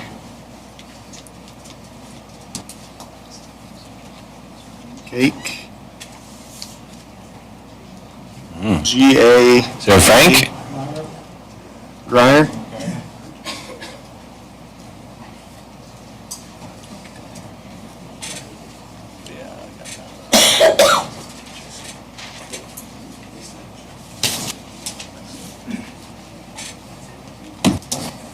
I'm Frank Geyer. Hi, Frank. And, hi.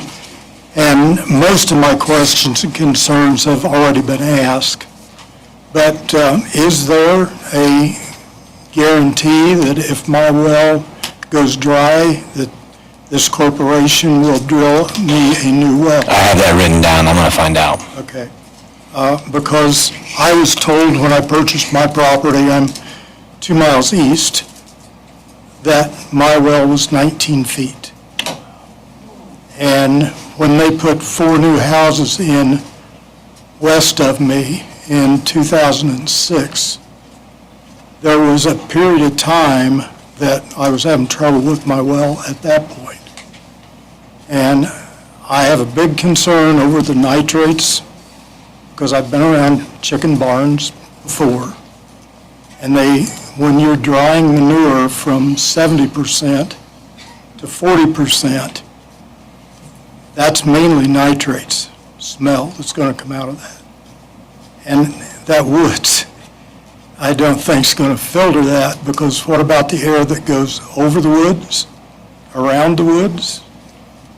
What, we have prevailing west winds, so what is it going to smell like 2 miles west when they're drying that manure that fast? That's volume. And that would be my main concern. Thank you, Frank. Thank you.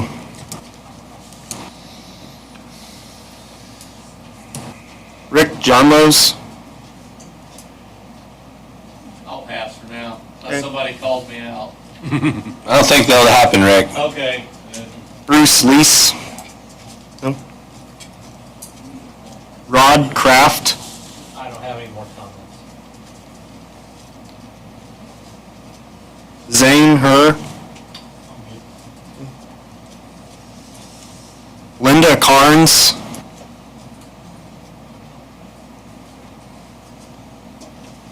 Linda Carnes? No, I don't, I'm gonna put my name on the wrong spot. Okay, no problem. No problem at all. I do that all the time. Bob Park?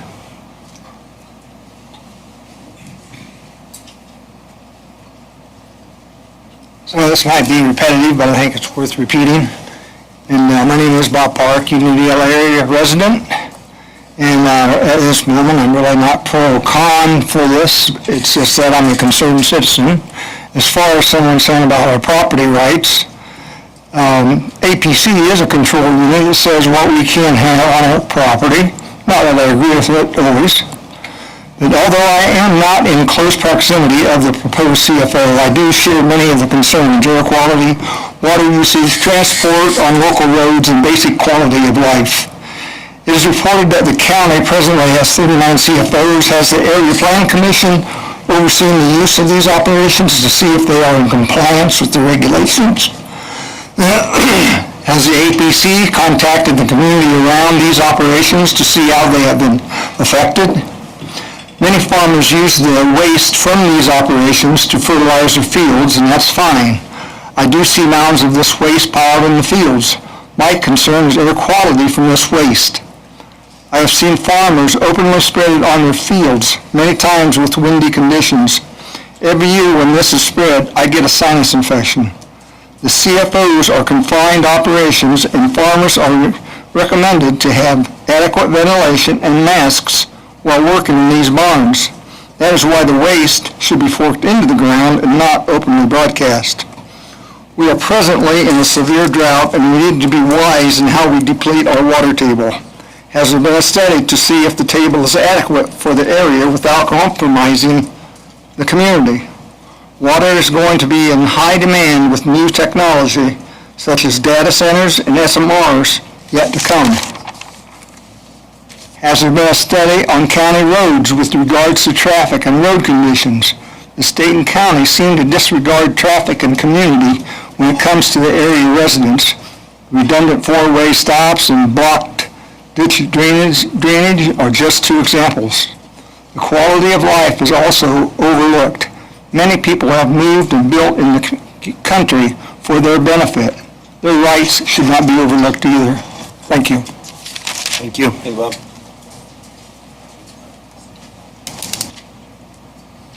Chris Gosar? Gosar? Thank you. Hi, I am opposed to the CFO, and I want to say that everybody that spoke before me really spoke what was on my heart. But I do have a few things, and I believe the one gentleman addressed who does the inspections of the facilities, the state. Do they also inspect the chickens for the health of the chickens? Or is it just the buildings? the buildings and the way the runoff is, the state inspects that, but who checks the health of the chickens? Because one of the gentlemen here spoke about the bird flu virus, which was a big concern because last year, all these chickens were being killed. And then another one was who is responsible if your well fails? Yeah, we got that one. And how much revenue will go back directly into the community? That's a question I have. The chickens lay their eggs, the eggs are picked up every day. Where do those eggs go? Do they go to Walmart? Do they go to Kroger? Do they go to a big facility in Indianapolis? Where do they go? So how does that affect our community as far as bringing produce into our community? And there again, I just want to say sometimes we tend to put profit over other things like our health and compassion for our community members. So, thank you. Thank you. Thanks, Chris.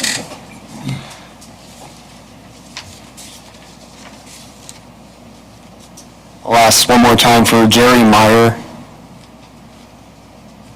Oh, Jerry Bear. Okay, this time I've exhausted the list. Do you want to ask if anybody else? Did anybody not make the list, or did we miss you? Would you like to come and speak? Yes, sir.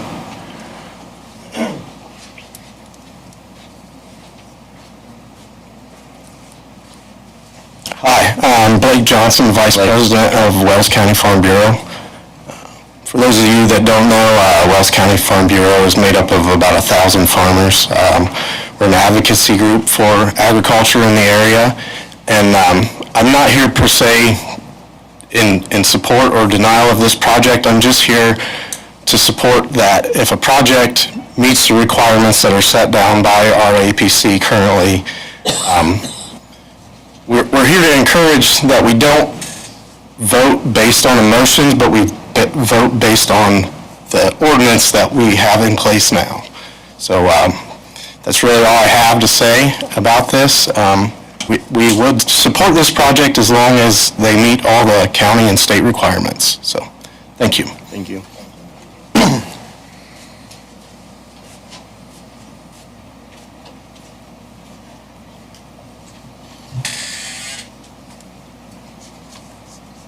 Last call.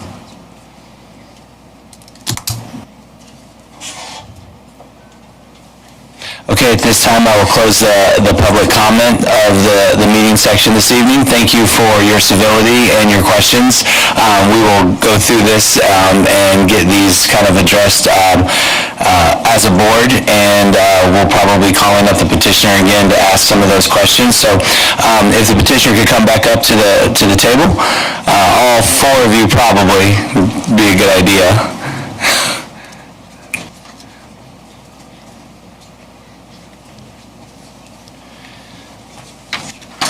Board members, I'll go ahead and lead the charge with my questions, check off what you can, and then if there's something extra that you wrote down, then go ahead and ask away when I'm through. Okay, question number one I had from Bart was, how often will you haul the manure? And I see on your last page that you have an agreement with Trent Markley that he has agreed to haul. So what is the hauling situation? So the manure barn is specified size by item. The size that we have now for both barns with both would cover 187 days of storage. Now that is at the full moisture content, the 70 to 80%. So with ours being at the average of 30%, it would provide a significant amount more storage. But worst case scenario, you've got 187 days. Twice a year, so in the spring and in the fall. Okay, and that manure spreading, do we have, I know that some agreements are tilled into the ground within 24 hours. Where are we at with the spreading of this with Trent Markley? So this petition is not utilizing any points from the direct incorporation. Okay, so how would Trent Markley, and I saw him here, how would that gentleman incorporate that into the ground? Item has regulations Yep. in that, so the piles can sit no longer than 90 days. If they sit longer than 90 days, they just have to be covered. So that is, so then the piles will be moved out, and then they will be spread into the fields. Top spread? Top spread, yes. Item on dry manure. Can you come up, please? Yeah, come on up, bud. Yeah. Back there, you can hear me. Yeah. On dry litter, there is no, you don't have to incorporate it. It can sit on top because it's dry. They recommend it to get it tilled in. It does help with the odor of, once it's spread, the odor sits out there if you don't till it in. That's totally up to the farmer how they do it. Me as an applicator, all I do is spread it. Once I spread it, it's on the farmer to do whatever he wants with it. Because like, I've spread on hay fields, I've spread on cover crop. Those you're not gonna, spread and then till in because that's why you're putting it on. So there is no regulation on the dry manure. Liquid manure, there is regulations on that. And I guess there is a regulation on the dry is when we get into winter on frozen ground, you gotta watch, make sure you're not close to any ditches, waterways, that kind of stuff.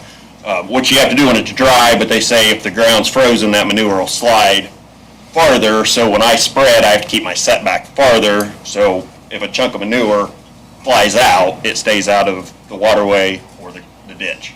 Okay. So, does that answer your question? Thank you, Mr. Markley. Next question is, what's your mass poultry loss plan? As far as Burton Highway Hatchery, we have a plan in place. We are required to have a plan in place by NPIP, Natural Poultry Improvement Plan, which conducts audits once a year, every year, for disaster plans like such. While we're in the audit scheme here, I'll just go on.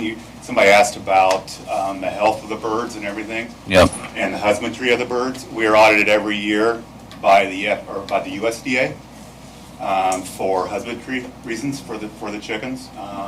They check vaccination plans. They check just all kind of compliance things with the health, concerning the health. So they come in person and test? Yes, yes. And then every 3 years, we are audited by the FDA. They come in and they check for, it's a enteritis salmonella plan that we take pride in to eradicate salmonella enteritis. So we have got, and then IDEM obviously is coming around every 3 years and does audits. I wouldn't get involved in that. That would be with the Markleys. But we're having continuous audits all the time. What would you say, like, someone shows up to check on things, like, per month, per year, per 3 months, per quarter? What would you... I do have a field manager. Burton Highway Hatchery has a field manager. He will be at the barns once a week. He checks on production levels. He checks on feed consumption, which we document every day. He checks on water consumption, which we document every day. He checks on mortality, what the mortality's been every day. So he is there once a week, walking barns and making sure that everything is to our standards. Thank you. Thank you. Then there was a big question about the cleaning waste, the water, the washing of the barns. What's the situation there? There is no egg washing on site. There's none at all. Those eggs are transported down to Dayton, Ohio. It's close to Dayton. And we have a company that washes and grates the eggs. It's my understanding that if you wash the egg, then it has to be refrigerated, but if you do not, we you have... immediately. Okay. Soon as, at the end of the day, as soon as they're gathered. Is that an urban legend? If you don't wash them, they stay better longer, or am I... Yeah, there's a lot of countries. We are one of the few countries that wash eggs. Bruce, am I wrong? I mean, Well, I produce a fertile egg, so there is no washing of my egg because there is it takes away protection of the embryo in the egg. Okay. So none of my eggs are washed. Okay. There is a lot of countries that do not wash eggs. There's a lot of truth to that. And then the next question was, again, back to the manure here, would be probably, maybe Mr. Markley would know better, or maybe you guys do. Do you know where the spreading would occur? I mean, it just depends. We will utilize some of our own fields for the spreading of manure, but then we also have other farmers local in the area that are interested in it. It is as you see, there are piles all around the county right now because it is a good source of fertilizer, natural fertilizer for our fields.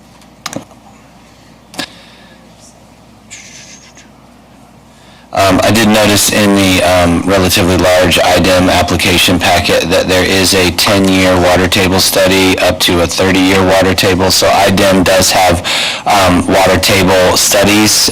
They have a 10-year event in here. So matrix colors for 10-year. And so IDEM is well aware of water table levels that I'm aware of. Correct me if I'm wrong. Between IDEM and DNR. Okay. Because DNR permits those. Okay. Thank you on that. So the water table is being very closely watched and monitored. And then, Mike, this might be a question for you. How many CFOs are within 5 to 6 miles of that area, or would we not have any real way to find out? We do have a layer on GIS, but we wouldn't be able to answer to. Okay, so that's a question for later, so I would like to know that. I could answer that layer facility is Tim Hobegger, and he's about 5 miles away from the crow flies, and that is a 100,000 bird operation too. That's probably been there for 25 years. He's a contract grower for an highway hatchery. Okay. And then is Todd mentioned Rock Creek public property. Is that a public? Are we in violation of some distances with the Rock Creek public property that's there? The school sign, is that? Yeah, what Todd had brought up about it can't be within so many feet of public property. It's a public use area, and the site would be in compliance with either or site. We did have a specific measurement for Helena Chemical. The Rock Creek School sign, if that was to be considered a public use area, would be compliant as well. Okay. Does homeschool, does that, from the state, does that count for as an educational center? I do believe that counts as an educational institution.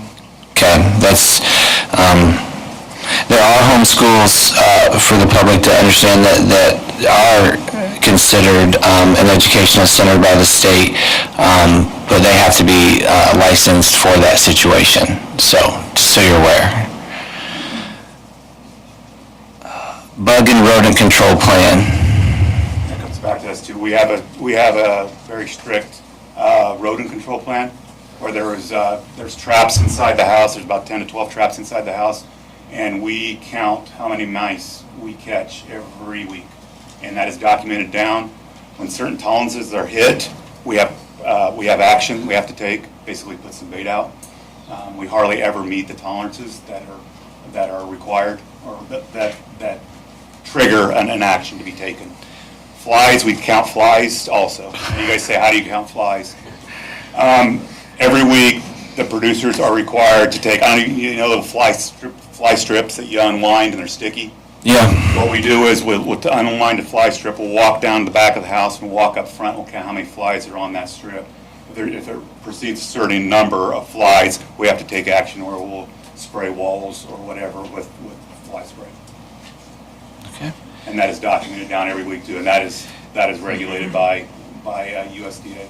Just a random thought, I didn't write this one down, but would you say that you are reducing rodent population based on the attraction level in your traps?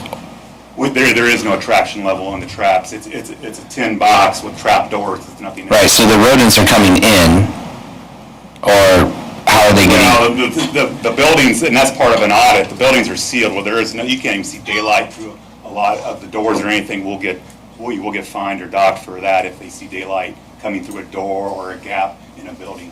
Okay. Those buildings are tight. From past experiences, we hardly catch any mice in our newer style buildings that the Markleys are building. Are you aware of any type of liability if your farm makes a neighbor's well go dry? I am not aware of anything like that. I've never had that. That's a good question. I've never had that problem. I think you'll find residential wells are not protected. If they're dug before 1986, they are, and they meet a certain level of requirement. DNR does have a process for somebody to log a complaint in regards to a well issue. Okay, so there is a plan in place by the DNR. There is a process for that. They're the permitting agency for wells. And you said before 1986? January 1, 1986. Thank you. Future expansion, or are you maxed out at 2 buildings? There will never be a million birds. If Burn Highway Hatchery owns it. Our blueprint in our company, we cannot handle that many chickens in one spot. Because we have our own feed mill that we're feeding everything ourselves. And we have our own hatchery where we're hatching everything ourselves. And we cannot support those kind of numbers. So is this the 2 buildings that's... Yeah, that'll be max. That's it? Yeah, and all of our farms, nothing's over 200,000. Okay. That's a kind of a staple for us. All right, I'm going to write nope on that question. There you go.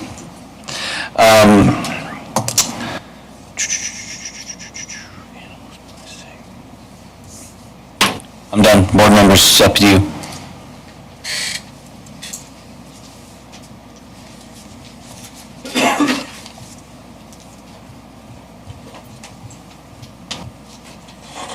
There were some concerns about this being like industrial farming.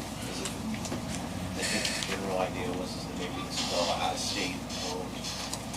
In the business structure of this particular farm, is this a farmer-owned buildings, corporate-owned chickens?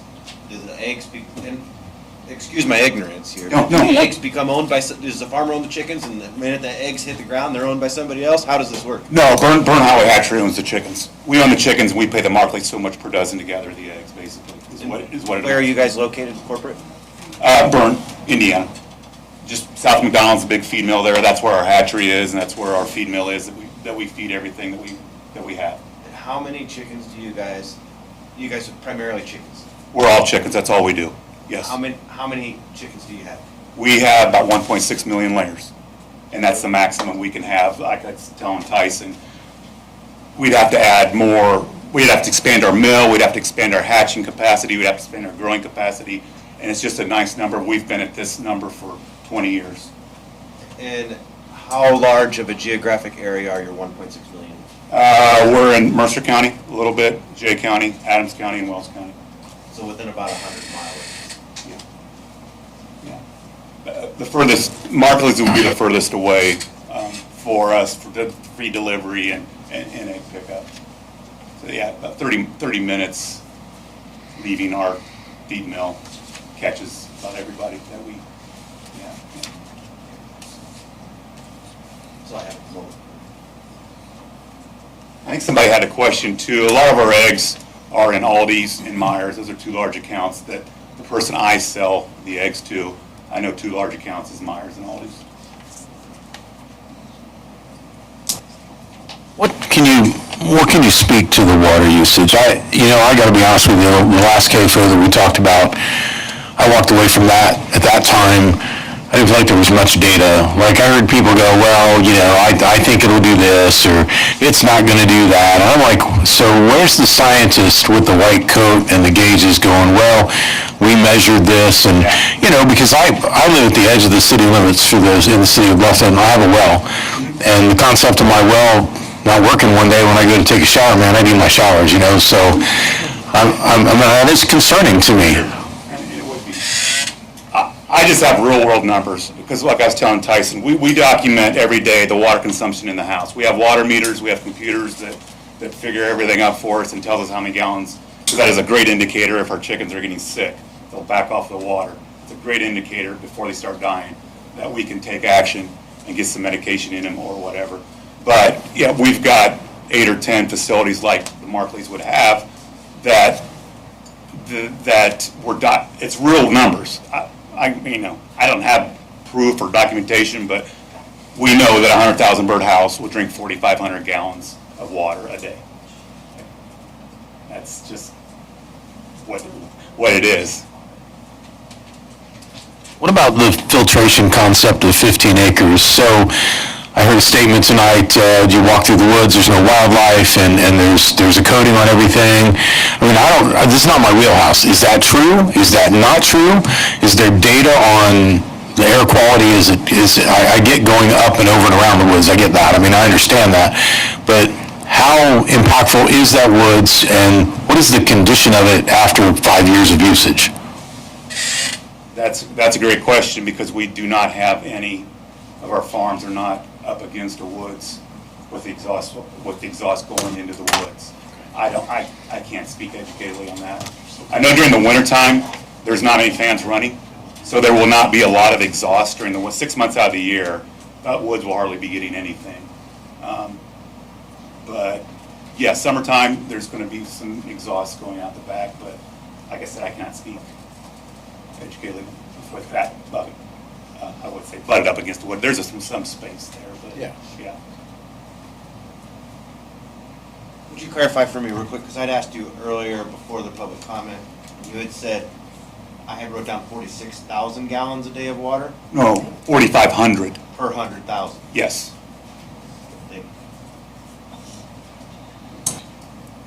I got a question. We had a gentleman here that has some health issues that doctors are saying is caused by fungal infections that can be due to bird contaminants.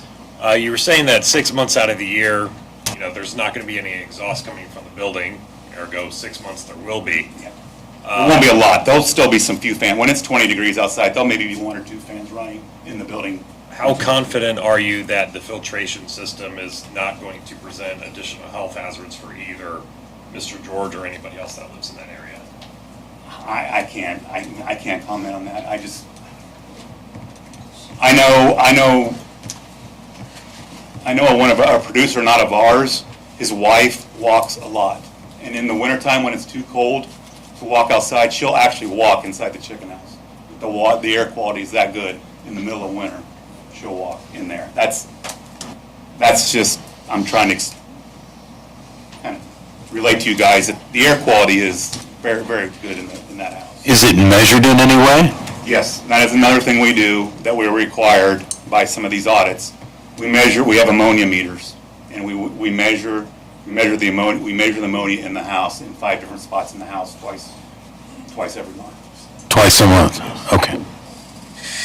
Also, when you are working in that, are there any type of breathing regulations, masks, filtration systems, any type of protective gear whatsoever? No requirements to wear a mask. None needed? Anything.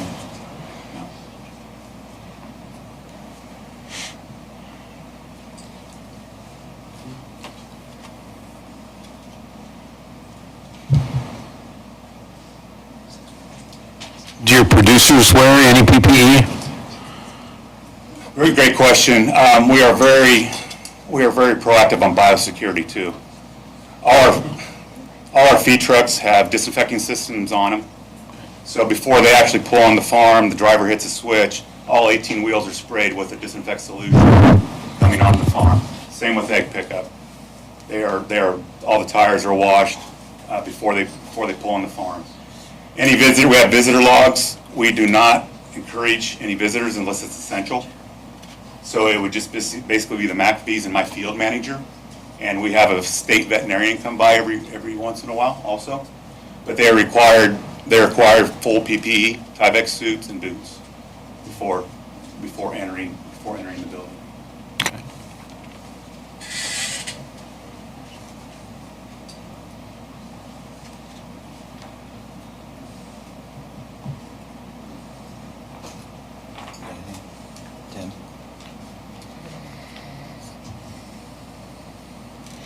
That's all I have for the moment. I just got one last question, and I promise I'm done. Yeah, Jeff. Okay, so during last month's, He might have one more after that. He might. notorious for this. Does not IDEM handle like a catastrophic livestock loss? They come in and they start handling that with you guys directly themselves? IDEM doesn't, no. APHIS does. APHIS does? Yes. Okay. USDA and APHIS handles the catastrophic. So if there was a tornado or the power went down and your generators went down, then they would come in that scenario? In that scenario, no.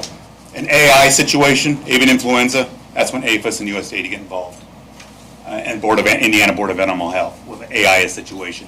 As far as a generator loss or a tornado, no, that's basically on Burn Highway Hatchery and the Markleys working together. Okay, and then along the same lines as that type of loss, in the event of a fire, those plans are already in place. And do your local fire departments and emergency services, are they prepared for those things normally? For a chicken Let's house? say there's a fire or some catastrophic event at the farm. There was some discussion about roofs being designed to collapse on purpose and those types of things. Are those emergency services prepared for those kinds of things? I've had meetings at some of my facilities, and it might not be a bad idea if this project goes on, to have the fire chief come out, and I've had the fire chief at some of our personal farms come out and just kind of get a game plan. They want to know where transfer switches are in electrical rooms and things like that. But yeah, that would be one great recommendation. I think our department does that kind of training as part of their... On that, I'm the assistant chief of Liberty Center, and yes, we will train with, we've got a hog barn CAFO. We go out at least once a year. They give us a tour through it. This is where everything's at, shut-offs, where we can get water from. We, at Liberty Center, for where these barns are located, that will be an automatic, on a fire, an automatic 3-department dispatch. It'll be Markle, Bluffton, Liberty Center. And they will all have the training. There will be log sheets for the fire departments in a specific area, like a Knox box type deal, that when fire departments show up, there'll be a plan in there, maps of the site and everything else. That's how we work with our local CFOs around. Most of the departments do. As you say, I know Bluffton does too. So that's how, on the emergency service side, we're set up, if that answers your question. It does, thank you. I have one more question. The IDEM inspections, the USDA inspections, are they unannounced? No. They're scheduled? They usually call a week. Okay. They call a week before they're going to come. Okay, thank you. If there's a complaint filed, though, are there complaint inspections sporadic? I've never had a complaint inspection. Because I do think their complaint inspections are sporadic and unscheduled. IDEM probably, Becky, does IDEM have, yeah. Hi, I'm Becky. Hi, Becky. Just, can you come up to the microphone? Thank you. Just bring up another chair. It's a long way. Do you want to introduce yourself? Yes, hello, I'm Becky Yoderschott. I'm the president of the Indiana State Poultry Association. So, and I formerly worked at IDEM, so it kind of layers on. IDEM will come out on a complaint with no advance warning. Right. And I will kind of condition that they come out and do their regular inspections. Sorry, I'm a little bit under the weather. With advance notice, but it's really because they need to make sure the farmer's there, and they need to make sure they're adhering to the biosecurity requirements, so that they're coming in the appropriate gear and being respectful of the biosecurity needs of the flock or the herd, whatever it is. So routine inspections are announced, complaint inspections are unannounced. Correct. Okay.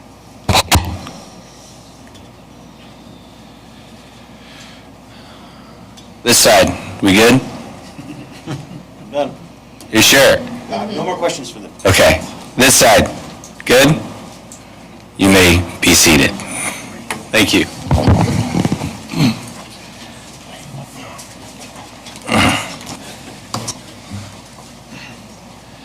Okay, board members, now it's our turn to discuss while everyone observes us like hens in a cage.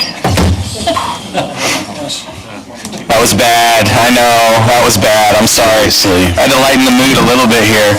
I'm just gonna start it off here. Mr. Saib, I really need to know, with Mr. George here, human life is sacred, especially vision, and I need to know what wrench these medical documents put into our board's perspective. This is something that has never crossed my path, and I don't know if it's crossed anybody's path. And so I need to know what our liability is here, because we have signed documents of a serious medical condition. So, that's not quite as simple as would the APC be liable or would they not be liable. Kind of comes down to certain things. First of all, what is the board's due diligence whenever it comes to a decision? First of all, does the board ensure that the proposal meets all ordinances, meets all state laws, and follows all procedures that have been set in place and have already been put into place to ensure that the project is up to code, essentially, and it meets all requirements necessary. And the more due diligence the board does, and the more that the board ensures that everything is followed correctly, the less liable that you could hold the board, or the APC to any potential pitfalls as it may relate to an individual's illness.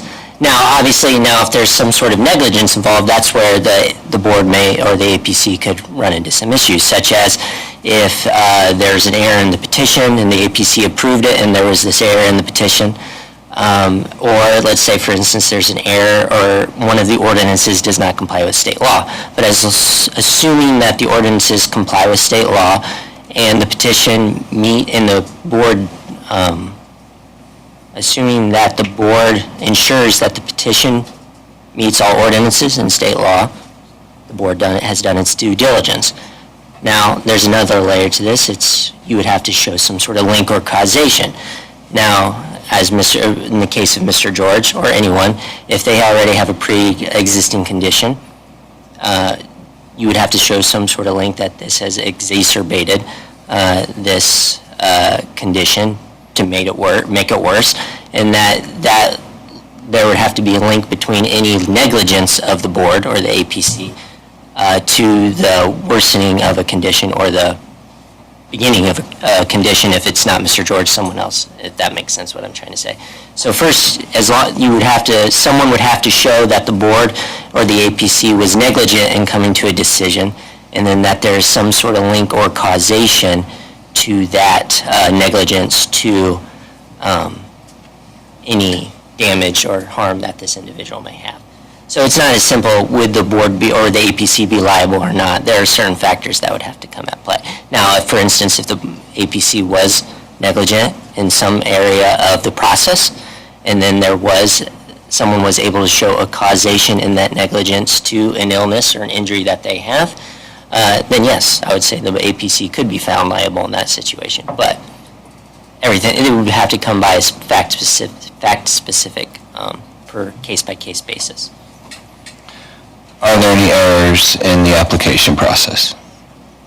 Even with changing the school sign measurement, even with changing the public use area to the school sign, which may or may not actually be a public use area, it still meets the minimum setback requirements required for that. We already had taken into account the Helena Chemical commercial building in our setback analysis, so we're confident with those pieces. Okay.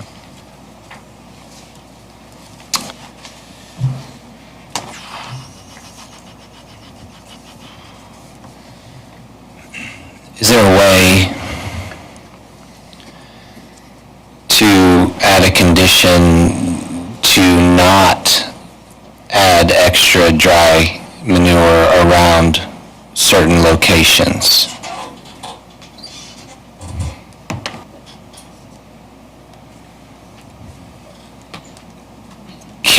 Can the board create a 1-mile safe zone around that area and use whatever else is there? The only concern there is that other operators would be able to apply manure in that area.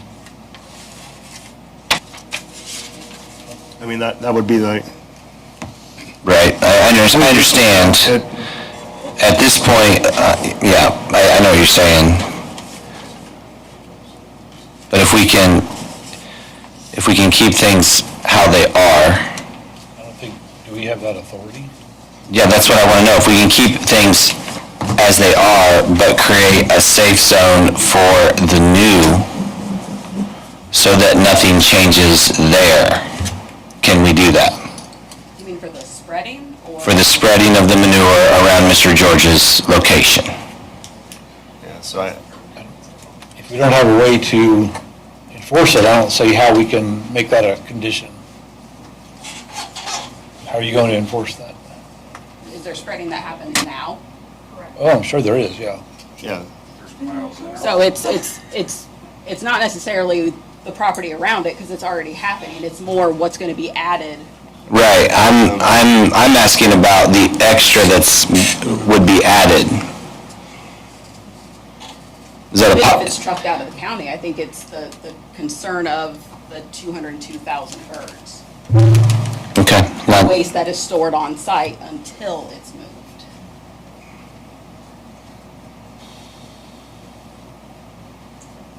Okay, well, with respect to Tyler here, who I've known most of my life, and I know that his illness is as real as it can be, I can say that if a chicken farm went in my backyard, I'd be tempted to have an eye illness too and get my yard carved out. I don't know that that's what this board's about, is it? There's things that this board can do, and there's things that we cannot do. And we cannot arbitrarily just make a decision. If someone comes in and they check all the boxes, and we say no, we made the ordinance. We've edited the ordinance. We've created safeguards in our ordinance, and now we're saying, well, we have an ordinance, and individuals have applied for that ordinance. They have met every part of it, and then we say no anyway. And I don't understand that. And I If you'd like to speak to that. definitely need to speak to the fact that in the development plan, there is plenty of case law that states that if a petitioner meets the requirements of the wells of a zoning ordinance, then they are guaranteed an approval. Right, so. There's, in the flip side, if something is not met, then there are two avenues which the Plan Commission could look at. One is through a denial, with the understanding that a petition be brought back in another date with compliance. The other one would be with a conditional approval that things would be brought into compliance, or a continuance to allow them to amend their petition. In this case, we do fully believe that the Wells County zoning ordinance is met based on the items that were brought up, even with the amendment processes. If you believe that the public use area is a Rock Creek school sign, which people do gather there, versus the next closest thing, which was the Huntington Reservoir property. That is still a half mile away from that location. Yeah, one of the main reasons why I brought up how can we protect the area around Mr. George is because we don't, they've met all the requirements. And so I'm trying to mitigate or trying to find a solution to protect. But we can't legally deny when they have met every part of our ordinance and water tables and IDEM checks on all these things, like, we have this in place, they've checked all the boxes, they've exceeded their point value from 220 to 252. And I have one of these behind my house as well. And I'm not gonna say yay or nay on good or bad, I'm neutral. But my point is you've met all the requirements and you've done all of this work, and then you come before the board and then we say no, then we're liable for breaking and breaching our own contract and our own laws. And Mr. Johnson, Blake Johnson said it well, and it's a good reminder, they are meeting the requirements. We are required as a board to look at requirements to approve or deny. If you have a good reason to deny it, then I need to know where they failed in their requirements. Does that make sense, board? And so this, Mr. George here, this is a major concern for me, and that's why I'm reaching out to y'all and asking ideas and questions, because I'd like to protect that man. At the very least, the board couldn't require this, but maybe McAfee Farms might be willing to send out a text to concerned people that when applications are going to be done? I mean, would that be something that would help? Do you want to hear from the applicator? I would like to hear from the applicant. Yes, we would like to hear. I may not be doing it. I mean, around Emily's house, there's a pile of manure sitting there. I'm not spreading that. That's the Peakters. They own it all. I'm just throwing this out there that if you throw something out there and try to put it on me, No. it may not be me. No, that's what all I want to put on you, Mr. Markley, is... I'm just saying. No, listen, is this one CAFO? I'm not concerned about what everybody else is doing with theirs. I was talking about for Mr. George. Yes. If you're talking about trying to regulate how to spread around him, and Mr.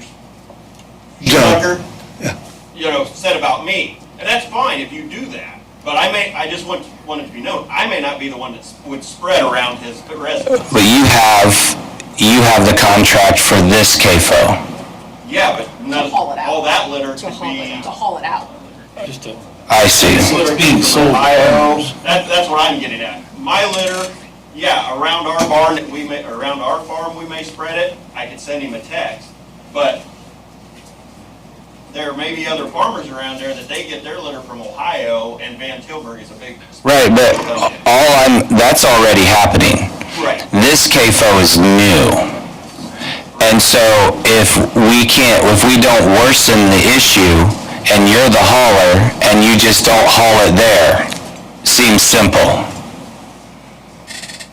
I can say I won't haul it there, but I'm not gonna say I'm not gonna be, that there won't be some spread. Oh, I agree, they're already living in current conditions and managing it as best as you can manage it in an unfortunate situation. And my heart goes out to you, and I do. But if we can mitigate anything new, if the board has the power to mitigate anything new, we don't really have the power to say no, but we have the power to protect. I have a question. Mike, does any of the ordinances we have on the books now deal with the spreading of manure? No. If with one caveat, if they requested the points for manure application, in this case with chickens, it would be a 24-hour incorporation, but since they are not utilizing those points in their application, we don't have anything on the books in regards to manure application. Okay, then two parts following that. Are we able to require them to utilize those points? No. If we made any ordinance changes, it seems to me like the spreading of the manure comes from above our heads. So even if we made an ordinance change that directly dealt with that, would that be legal and hold any weight? I think in the onus of odor abatement, we do. So say for example, if you required a new petition to always 24-hour incorporate or direct inject. That would be okay in that situation, the zoning ordinance said, because that is a proven odor abatement measure. But that's odor abatement, not product, right? But I he's mean- saying you could, But the manure, injecting the manure is an odor abatement, just like they would be required to follow the 3 processes in odor abatement that they've brought forward for the remainder of the project, unless if they brought something that was equal or better to replace it with. Right, but I don't think odor is a contributor to histoplasmosis. I think it's components and particles. Odor's best way of, Carrier, I mean, it's. the odor abatement is all through, and with Purdue University studies through their quality lab, it is about reducing particulate in the air, which is what carries the odor. So it is a dust management regulation that in fact actually reduces the odor from the site. Yeah, more or less be a byproduct. If you're reducing the odor, you're cutting down on the particulates. I mean, that's how you're doing it. to be So that frank, would- your nose is tasting it. Yeah. Yes. So the byproduct will also be, there's going to be less spores in the air if you're keeping the dust particles down. I just want to make sure. Because you're using this odor abatement practice. Okay, okay. So we're not just spraying poopery on it. Right, right. It's actually affecting the particulates. Yes. Correct. Okay. Yes. So I have here in my notes that, one of the things that was an issue was the actual amount of birds and how many. And I have it down here in my notes to bring up, that maybe the moment has gone for this particular case a little bit, much like we may yet tonight discuss, I don't know. With solar, we were discussing, a wattage or an acreage cap. And I had down here in my notes, is there something down the line that, I think we all just kind of learned, a little bit here. Is there something down the line that could be done with the ordinance in that respect, to say like a bird cap or something like that? There's always a conversation in regards to the amending process of zoning ordinances. I think, and it's best, we're at a meeting with planners across northeast Indiana, and the best description of how to properly do zoning and subdivision control ordinances in your community is to maintain them as living documents. Every year, we learn new things, and that's why we regularly go through the ordinance amendment process, because of that very reason. So as technology, we're learning through this process, this petition specifically, in regards to technologies that are better than the technologies when this ordinance was initially adopted. And those things may end up being the normal for a future chicken layer operation. And maybe that is the case. And I think even in the history of the CFO ordinance, from its initial adoption over a decade ago to the point where we actually amended and made the point requirement more restrictive than it was at that time. To just note for board members that might be newer, we actually took out several items that almost every operator was getting points for, and made it harder to get the 220 points. And so we went through that process, made our ordinance more strict, put more things in it that would make a bigger difference in regards to odor abatement, instead of the initial design of the ordinance that was first adopted. We have approved several CFO operations with this ordinance, both the old version and the new version. These sites are in good order.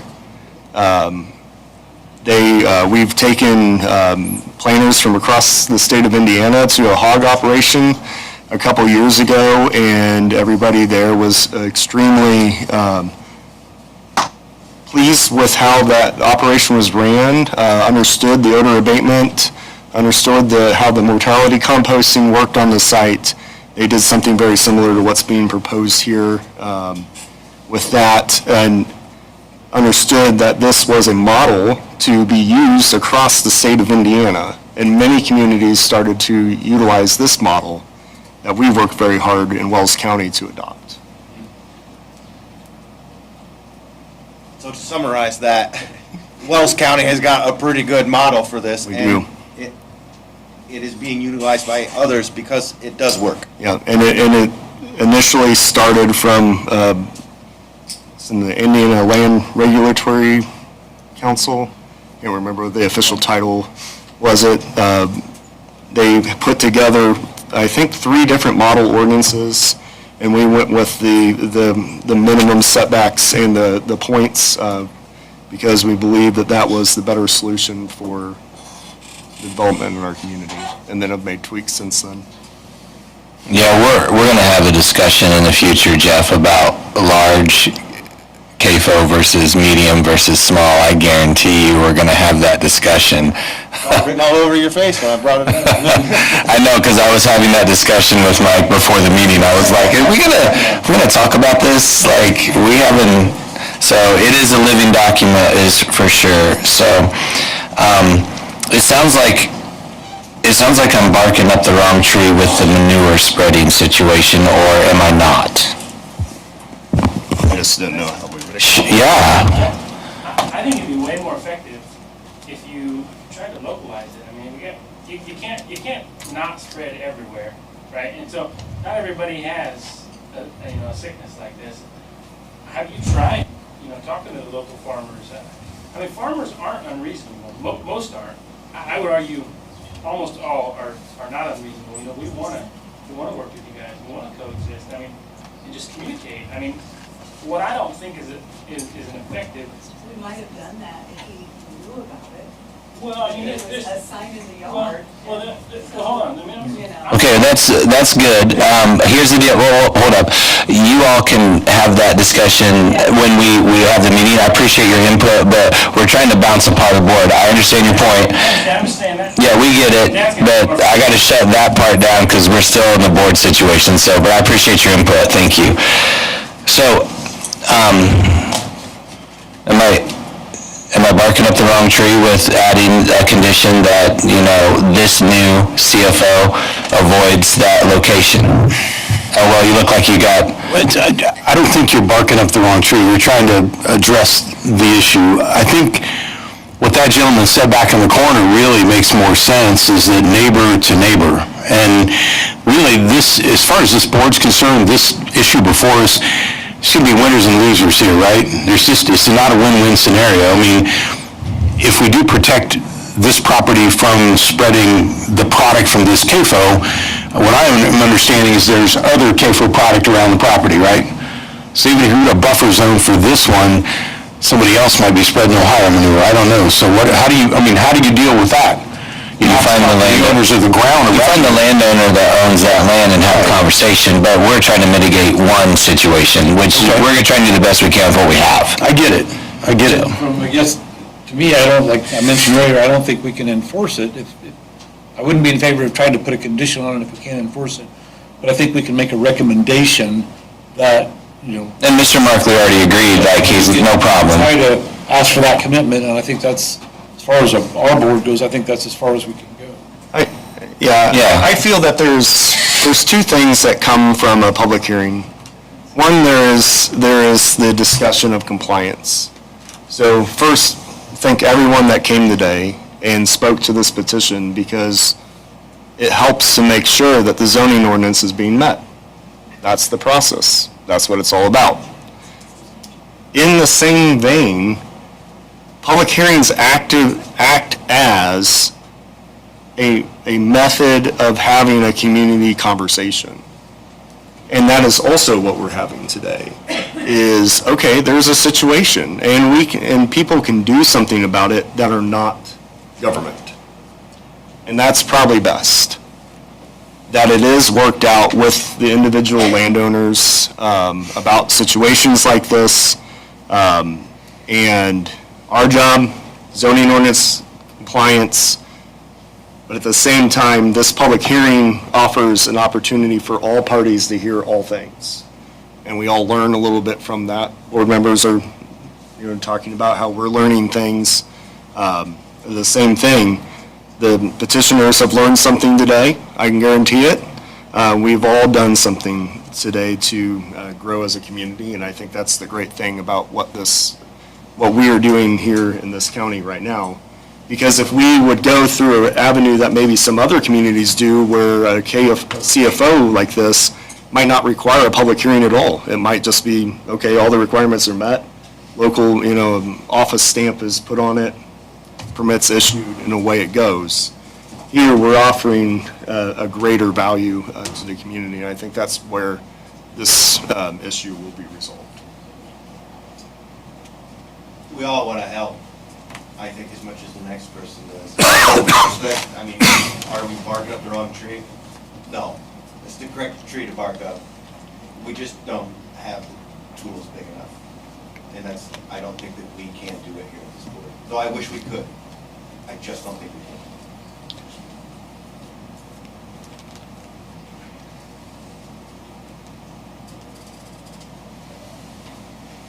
What do you got on this side, anything?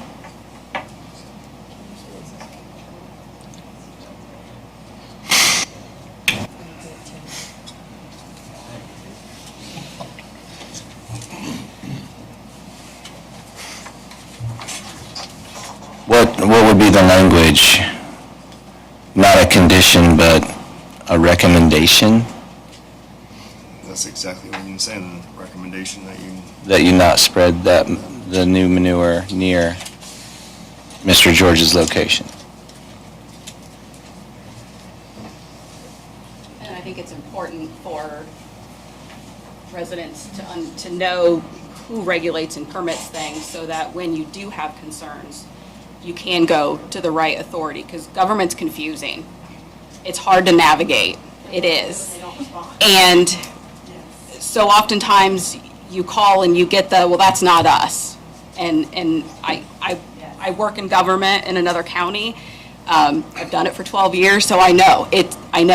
And it's education of who does what and how do I get a hold of them. And it's very hard to navigate sometimes. And I'm sorry I'll apologize on anybody's behalf of your experience with government agencies. They're not all the same. They're not. And it is difficult protecting property owner rights on both sides of the petition. It's very difficult.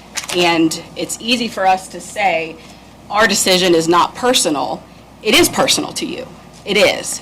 We don't intend it to be that way. And it is very difficult. We don't take it lightly.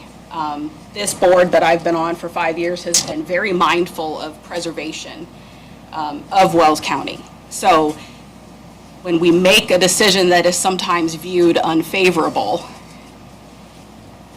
it may not be for the immediate reasons why. And like he said, it's not a win-win. So I think it's important to know who regulates what and what to do to make sure that things are kept in check, not just for large-scale CAFOs, but if something does happen to your well, DNR is the one who permits it. You can contact them. You can contact them for testing. If we want to talk environmental science, there's resources available. It's just the access to get to it. Thank you, Melissa. Appreciate that. Board members, in your packet, on just the regular petition for A25-1020, if you turn and flip to the first page, there's a map with a embossed drawing in red of the size of the CFO versus the size of the woods and the location of that. So I'd like you to be aware of that. If you have any further discussion about that, now would be the time.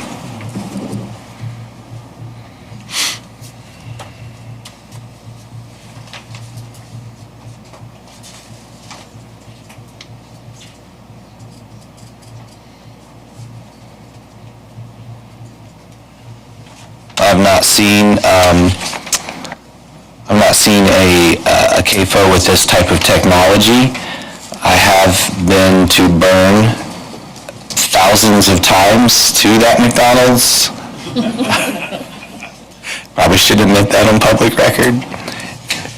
I have not noticed your operation.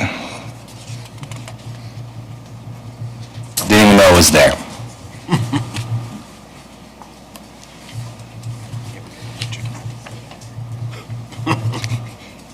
So, I would like to see that recommendation, not a condition, but I'd like to see that recommendation in there, board members, if you would like to make a motion. This one's completely on us, it's not on the commissioners, it's not on Bluffton Common Council, this is ours. I guess I would I know there was a lot of concerns that were brought up tonight, and we'd like to guarantee that nothing bad would ever happen, but nobody can grant that kind of insurance. We talked about a lot of different, none of us are experts at everything. Mike's probably the closest, obviously, to the land use, but, we rely on IDEM to provide the inspections for these types of facilities, DNR to handle the water issues, Board of Animal Health, monitors diseases, and APHIS does too, the federal agency. Office of the Indiana State Chemist handles the manure once it leaves the farm, because then it becomes a fertilizer for farmers. And so I've helped people answer a lot of those questions. If anybody has any complaints or whatever, and they want to know which one of those agencies handles that particular part, you can contact me at my office out at 4-H Park. But I am confident that our ordinance is sound and effective at providing adequate protection. I think it does a decent job. So I guess I would make a motion that we pass this request, and with the recommendation that the waste from this not be applied within, I guess I would say, a mile of that property. Or probably not a mile, I don't know, what would be adequate? It's a recommendation that, obviously, we can't hold it. Cutting out a lot of farmers all the way around Yeah. in a mile radius. That affects my little farm. Maybe just adjacent to their residence, maybe to the farms that surround it, I guess. It's a recommendation. A recommendation for notification to them? No, that's Yeah. I guess a recommendation for notification, if it's going to be applied there, that would, so, that makes sense. Do I have a motion on the board? Do I have a second? Being this is a recommendation, and I don't know, Uniondale's probably the closest to that particular farm. And being, again, stated that that is a recommendation,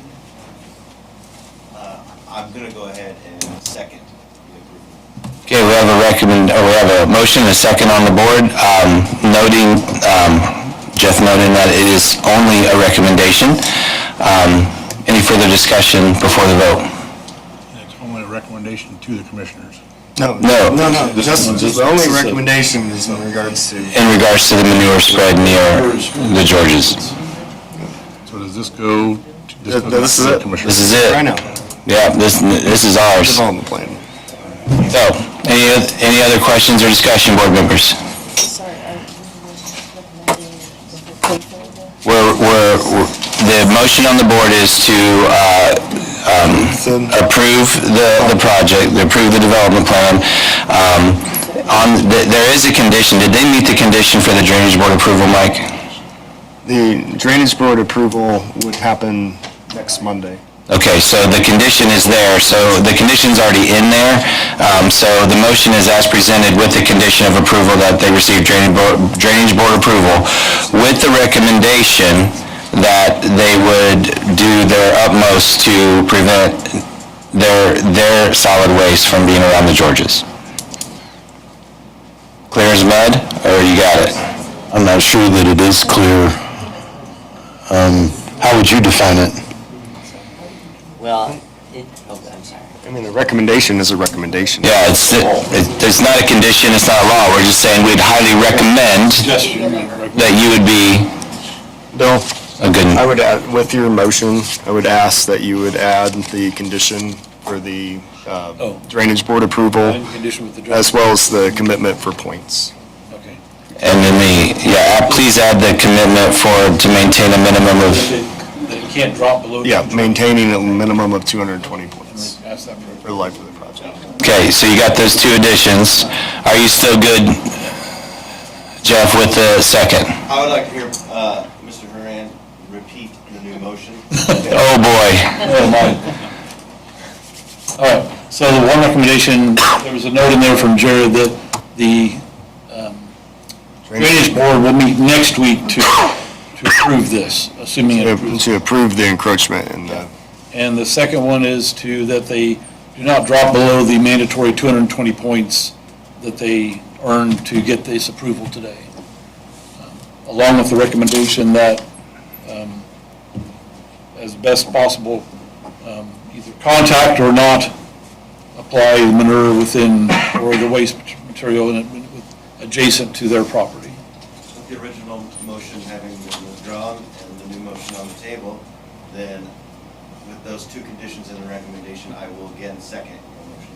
Okay, we have motion and second. Any discussion at this point?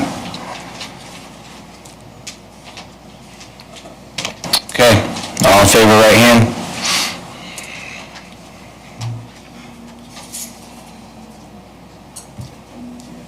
Opposed, same sign.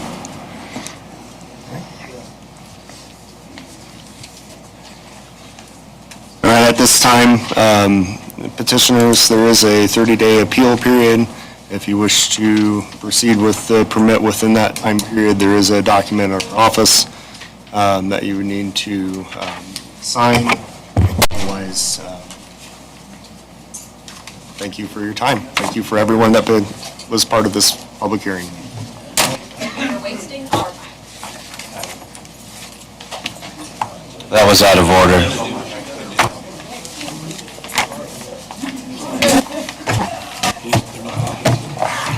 I hate this job.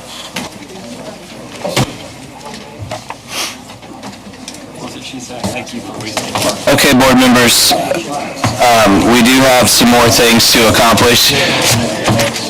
Ladies and gentlemen, our meeting isn't over, so if you could exit before you have your conversations, that would be appreciated very much.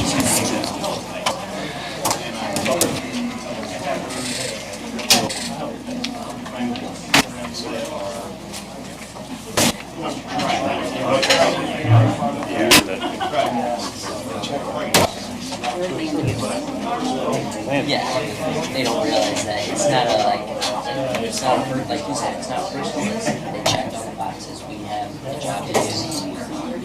Hey, not bad. It was pretty civil. I was out of the office Friday, Monday. They told my office that's Friday. It's pretty quiet, I'm gonna continue. Okay, board members, we've got some other business here. Let's look at our packet real quick. You guys good? All right. Other business tonight is V 2023-021 Roger Watson, 7666 South 200 East Bluffton. Junk accumulation. What do we got, Mike?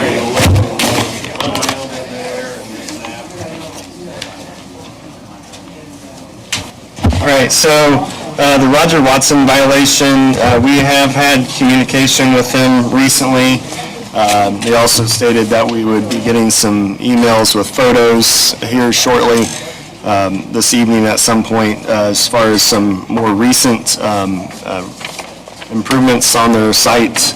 At this time, we would feel comfortable with a continuance of at least 60 days, if not 90 days, to give them additional time to continue to work on this violation.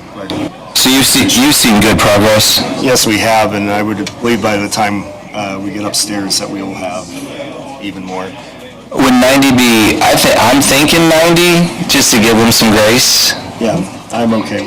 I'm okay with that. How long has this been going on?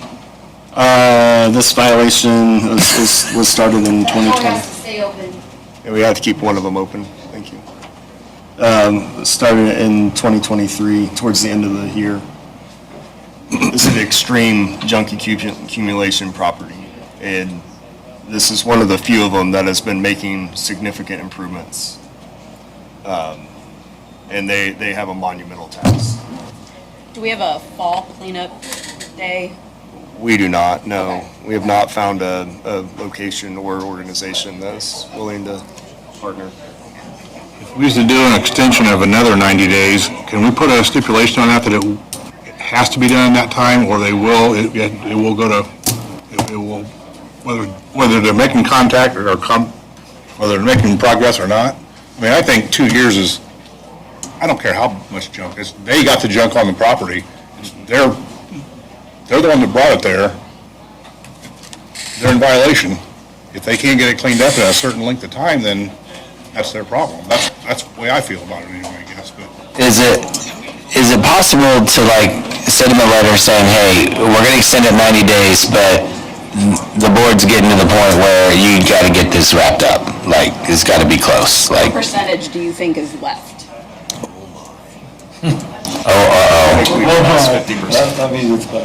They're at 50? I don't think we've crossed 50% yet. So 2 years, in my opinion, if they can't get it cleaned up in 2 years, they better hire somebody to clean it up. It's against, At that rate, it's it would against be our 2 ordinance. years if we're at 50%, potentially. No, we can't. Sorry, man. I just think we're giving, we have an ordinance in place, and if people are not following it, what's the use of having it? What's the size of this property? Yeah, pull it up. It's 7666 South 200 East. What's that? It's, I think that you have a valid point, but I think we should discuss that in 90 and then see the progress. And if he gets a letter out saying, hey, you gotta speed this up, you got 90 days, and see where we're at. Do you think that's fair, or? Isn't that what we've done in the past? Kind of give them another 30 days or 90 days or whatever? Typically, what we've done is if someone's making progress, we'll just keep giving them time because they're doing it. You know, they're working at it, and they may be at a snail's pace, but they're doing something. Somebody has made a complaint, so whoever made that complaint is waiting 2 years. Right, so that's what I'm seeing anyways. I mean, I understand that sometimes it takes some time, but 2 years, I mean. It's a long time, bro. That is a long time. That's a valid argument, Tim. I think you should give them a deadline and go, hey, look, here's the deal. Right. You've got 90 days. You've been at this for 2 years. 2 years. Yep. so what happens if they don't clean it up in 90 days? Do they Then- get fined? Do they get, I mean, So, what's? yeah, so then the next step would then the plan commission would have to authorize us sending it over to an attorney. And then at that point, Tim would. Yeah, yep. I mean, what good are your ordinances if you don't enforce them? Exactly, that's what I'm trying to say, I guess, yeah. All right, then I think, maybe I'm wrong, we say 90 days and then we're gonna reevaluate and with legal action. So if we make a motion to, But it's October. Surely they knew this was gonna happen. they've had 2 summers. You're right. You're not wrong. You're not wrong. Themselves and say, hey, we're trying. You're not wrong. You can make choices, make motions, man. Just go for it. I'm good with whatever.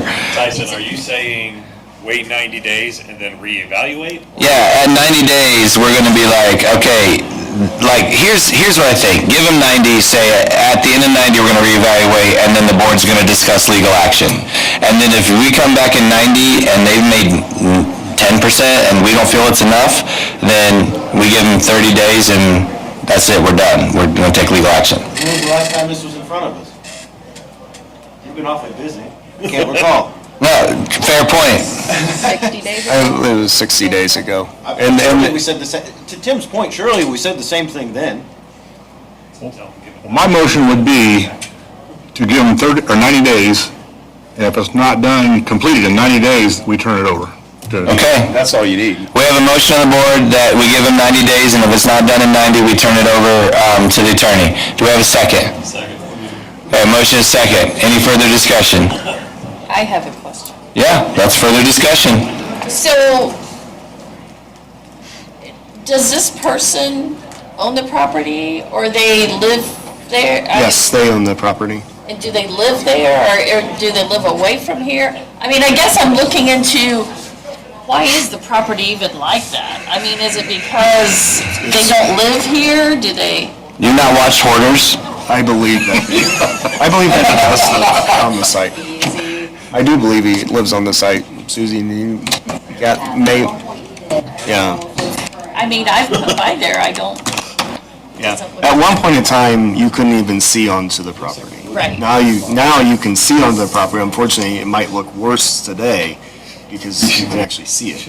So when you say 90 days, Yes. like, does that mean everything that has to be picked up and gone, or, I guess I don't know what it means by cleaning it up. Neatly and. What are the components of the ordinance? No. 90 days to the ordinance is met.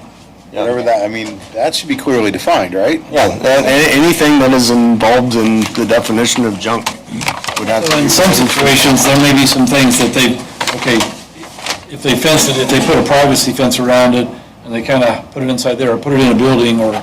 If they put it in a building that does not have. It's the ordinance. Yeah, that would be ordinance compliant. They're not going to build a building out there. No. So we'd be talking about removal. Okay. If that's, the board feels, I think that's something that we've done in the past. Obviously, it doesn't end there. If they don't comply in 90 days, then we work in the court system to bring that property into compliance. And that will take time too. So it's not going to happen on on the 91st day. We're not going to be in court either. So there will be time involved in that. Right.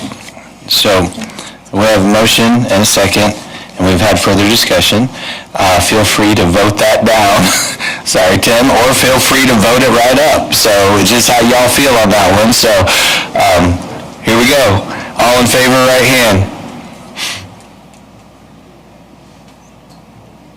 Opposed, same sign.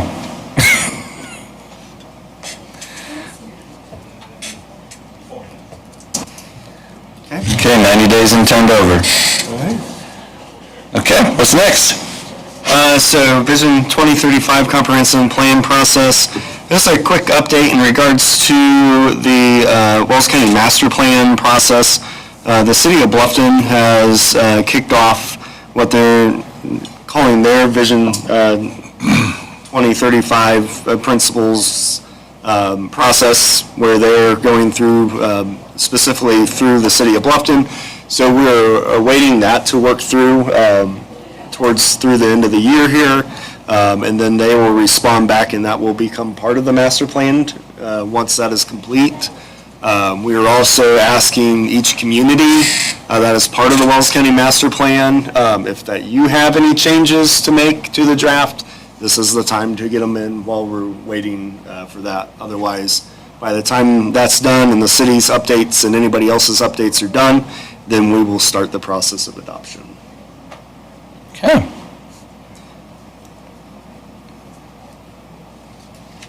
In regards to revitalization and trails update, 124 Trails study is moving forward. Actually, we received a final draft document of that.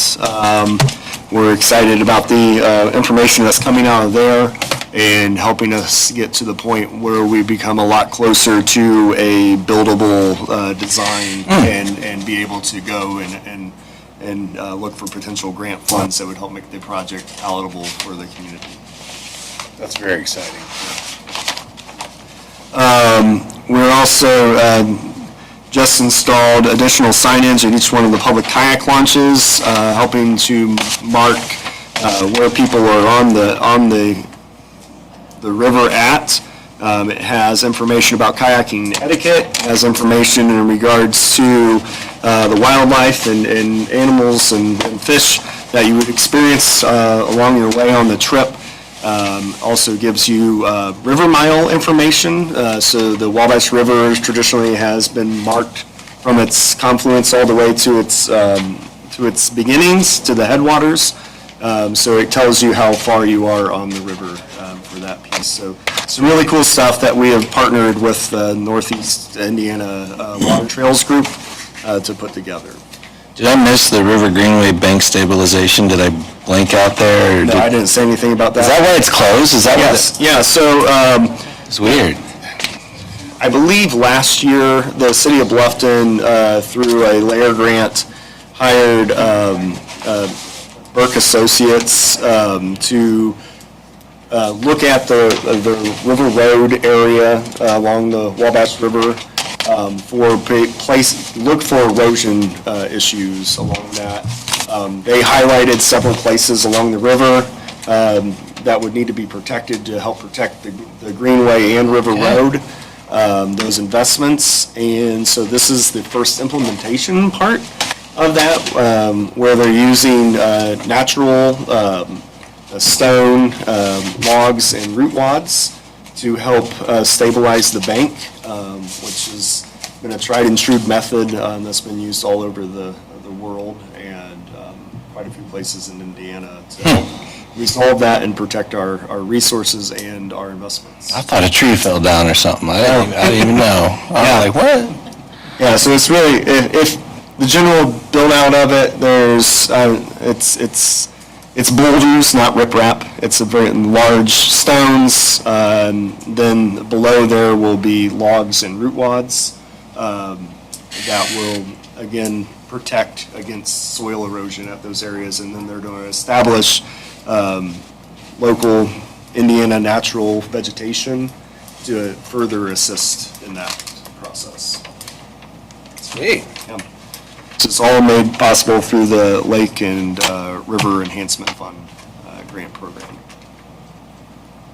That's pretty cool. Housing study update.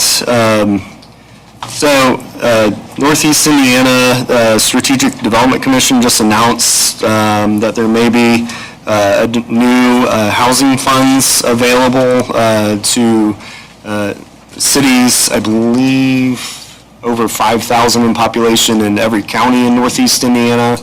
And those funds are to help promote housing development in the community. So information about that is just being released right now.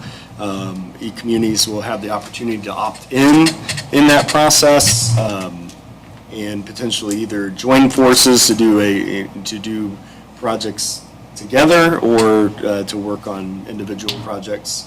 One of the things with it, participating organizations will have to go through some training before they would be able to utilize the funds that are coming through the commission. So it's kind of a very interesting thing. It's a tool that Northeast Indiana gets to utilize because of the state funding that was given to the Strategic Development Commission.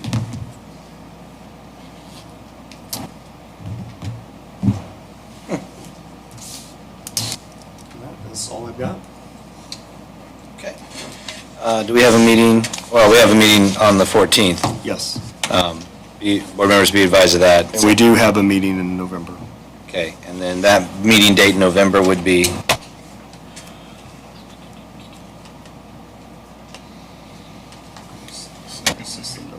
November 6th. Yeah, I think Oh, yeah. that's correct. The November 6th? 6th is a Thursday. Okay. Yes. That's August. Oh. Yeah, well, that calendar's not helpful, okay? I didn't even see what those. You've been here so long that it's August 2026, and you just gotta squint. It does. Okay, I need a motion to adjourn. I got that. I need a second. A motion, a second. All in favor, right hand. Opposed, same sign. We are adjourned. Thank you, guys. Sorry, I used the wrong hand.